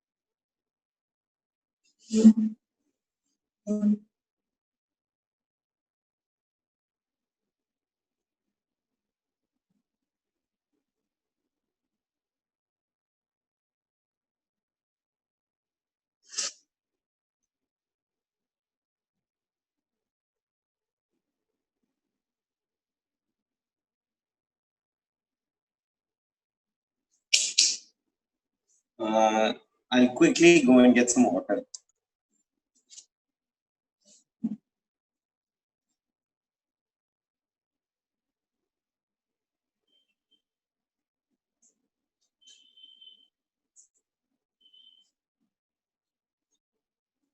I'm not going to water it too much, but just enough to make the soil moist and not drop out in the gym.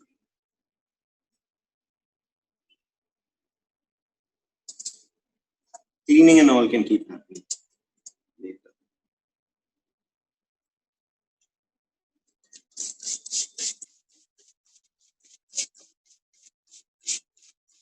And there's a ton of things you can add on top. You can add stones, collectibles. I like to again collect everything and not buy, because then there's some memory in all the plants.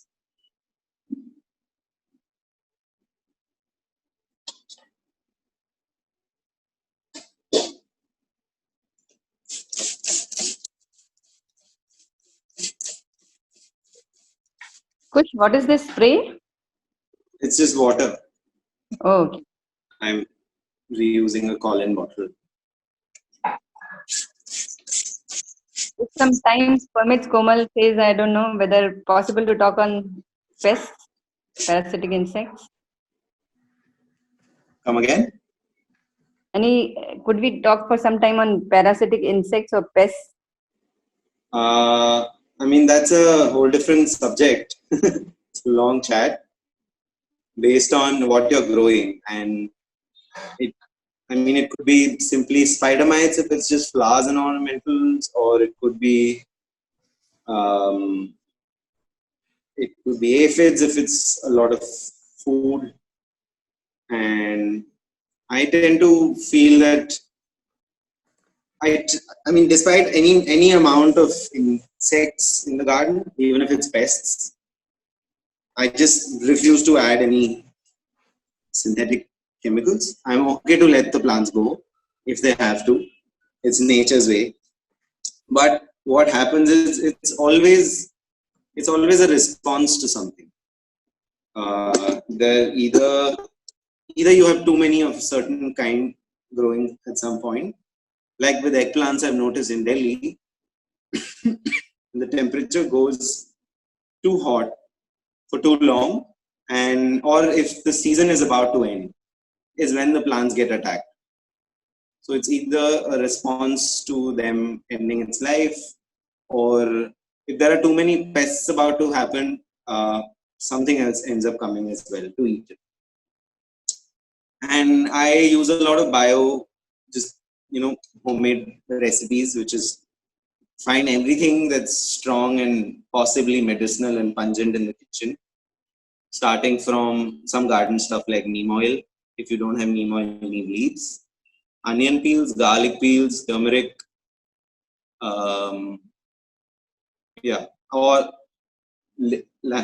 start with all of these, and maybe some rice water or whey or some dahi, and you put it all together in a container, let it ferment and strain it. And in this you can maybe add a few drops of soap, because soap also has insecticidal properties, and just spray the hell out of the insects. And that for me works. And I'm happy to keep doing that instead of spraying chemical, because that is anyway happening on a large scale in a farm. So if I can avoid it in a garden, I try and do that.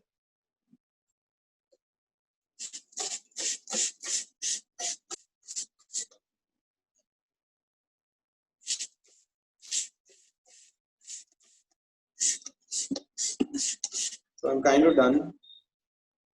I think this is what it looks like. My phone camera froze. Just give it a minute. Come back. I don't know why it's freezing. No, you stay still.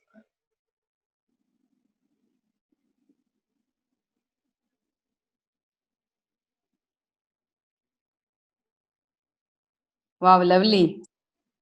Really So beautiful. this is what it'll survive. I just have to now keep it in a shaded spot for maybe a month or two and water it with love and not harshly. And once they catch roots, then it's a hardy cluster. And then even all of these will just start to colonize wherever there's loose soil. They'll drop their babies, and the babies will then catch root. Everything will start to hold the soil. this is something that I've replicated many times. I end up finding, I'm also, because I'm looking out for garbage to grow things in, I end up finding it here and there. And these are some very interesting shapes to grow things in. And there is if there's a void, I feel like if there's a void, I can put a plant. So that's what I try to do. So I'll move this to the side. This looks wonderful. So I'll leave it here.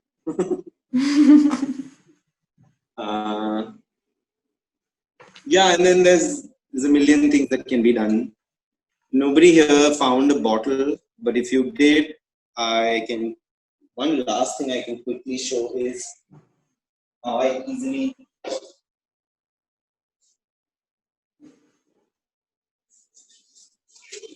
clean them up.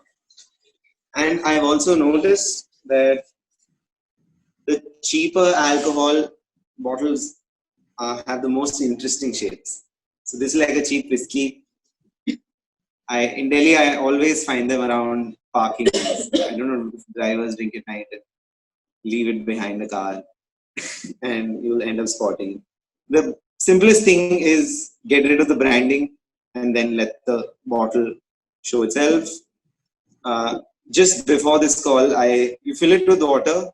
You can close the lid. If it doesn't have a lid, just leave it in a bucket overnight. And any kind of labels, they just soften and become super easy to remove. You don't need hot water. You don't need soap. Just needs, like, I'm using the blunt side of the knife. You can use a spoon also. And you just take it off.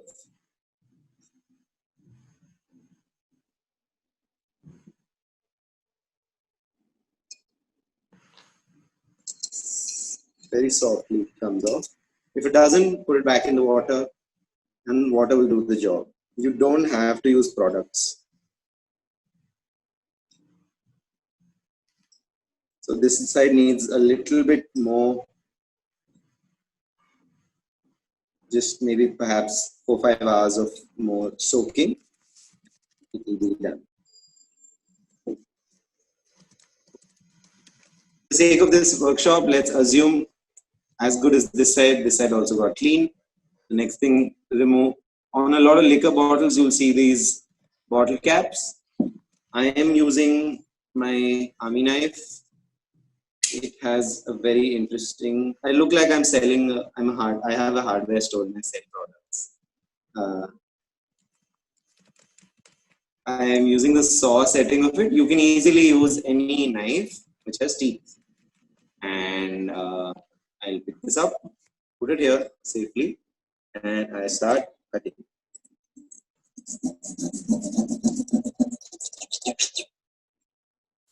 In a matter of seconds, the plastic breaks and comes off.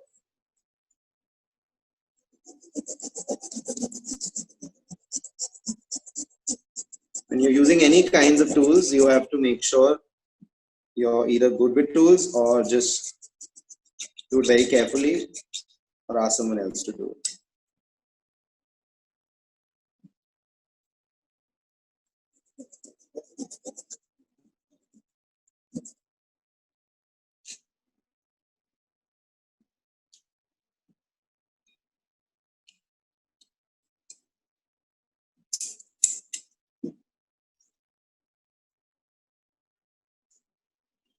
And then you just pull it off. Sorry. And there you have a nice clean bottle. That's the best way to get yourself in clean bottles without branding.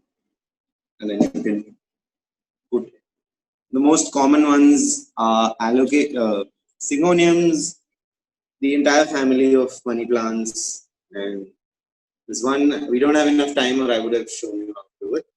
It's very simple. Even if you buy a plant, you can just leave it in a bucket. The soil will fall off. Prune some of the roots. Make sure that it will fit the bottle, and you have a water plant. You can do all kinds of experiments with it. You can hang it. You can place it, and you can keep an eye out for fun bottles.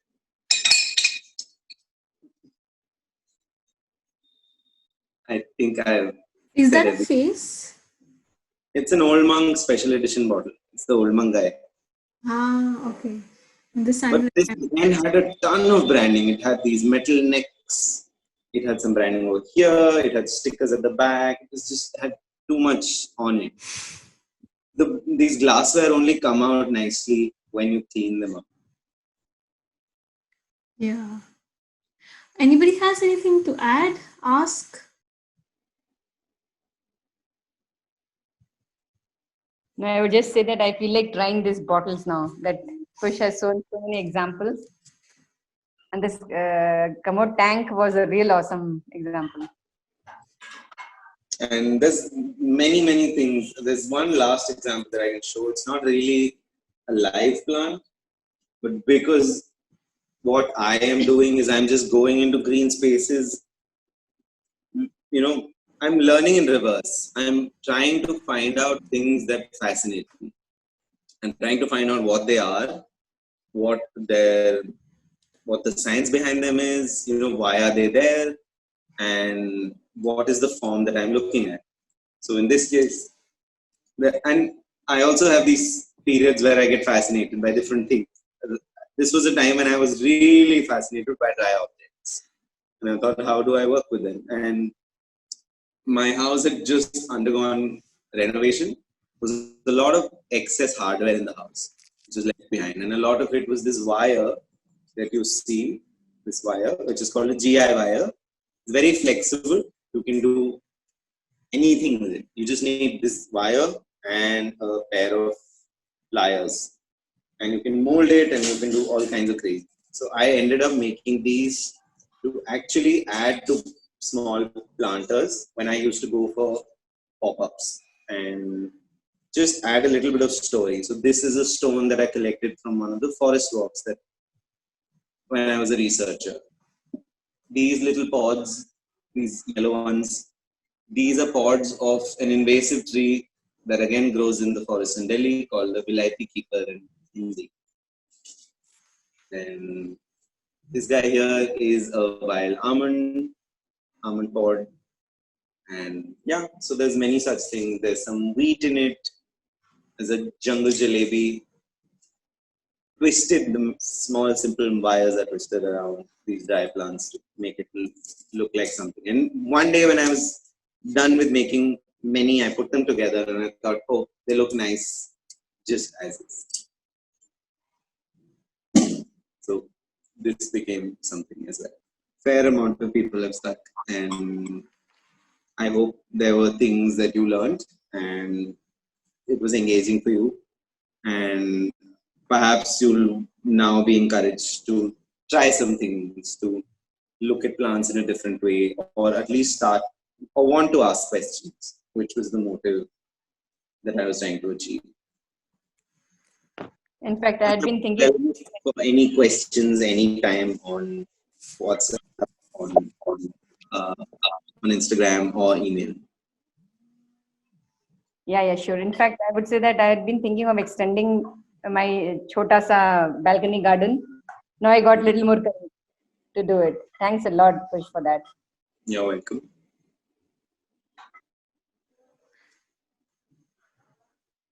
Yes. If does anybody else has anything to add? Does anybody want to show the planters that they might have made? Yeah. I'd be happy to take a group photo here. If people are keen to come on the camera. Let's see. Right. Well, do let us know in the chat. Okay, I would like to just say there. I didn't do it today. Little bit. I don't know if you can see. Yes, we can. We can see it. Yes, we can see it. And this is the challenge. Some of the challenges, like, okay, this one really needs repotting. The aloe vera. Mm-hmm. As Kush was saying, it is overgrowing now. It's in the pot. And the other one is, I collected this today, but I have not done it well. I have yet to do. I don't have all the ingredients which Kush asked to make the soil like. I'll plan. I got motivated now to plan. This was the one which is, this is the pot, Kush. It has been there since, I should say 3 to 4 years. 4 years or 5 years, as you said. Now it's going to crack. It's certainly going to crack now. It's been filled with roots. If you feel that the pot might crack, then try not to pull the plants out. Instead, just break the pot. Because then you at least make sure that the plant, this healthy looking plant, doesn't die. Pot is anyway going to break. So just break the pot, rescue the plant as big as possible. And then softly split it or grow it.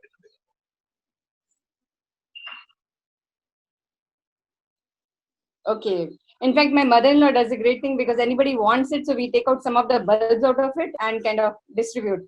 Yeah. Then again, that space is filled within a few days. Yeah. Okay. Thanks a lot.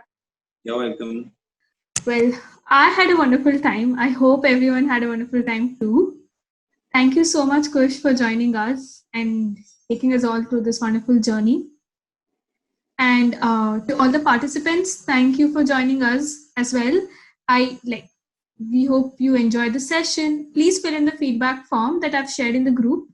It would really help us create more engaging programs and experiences for everyone. So do give us. In case you want to give some more feedback apart from the one in the form, you could text us on Instagram or you could email us. Kush is there on Instagram as well, and he could respond there. Any questions? We are active on different social media platforms.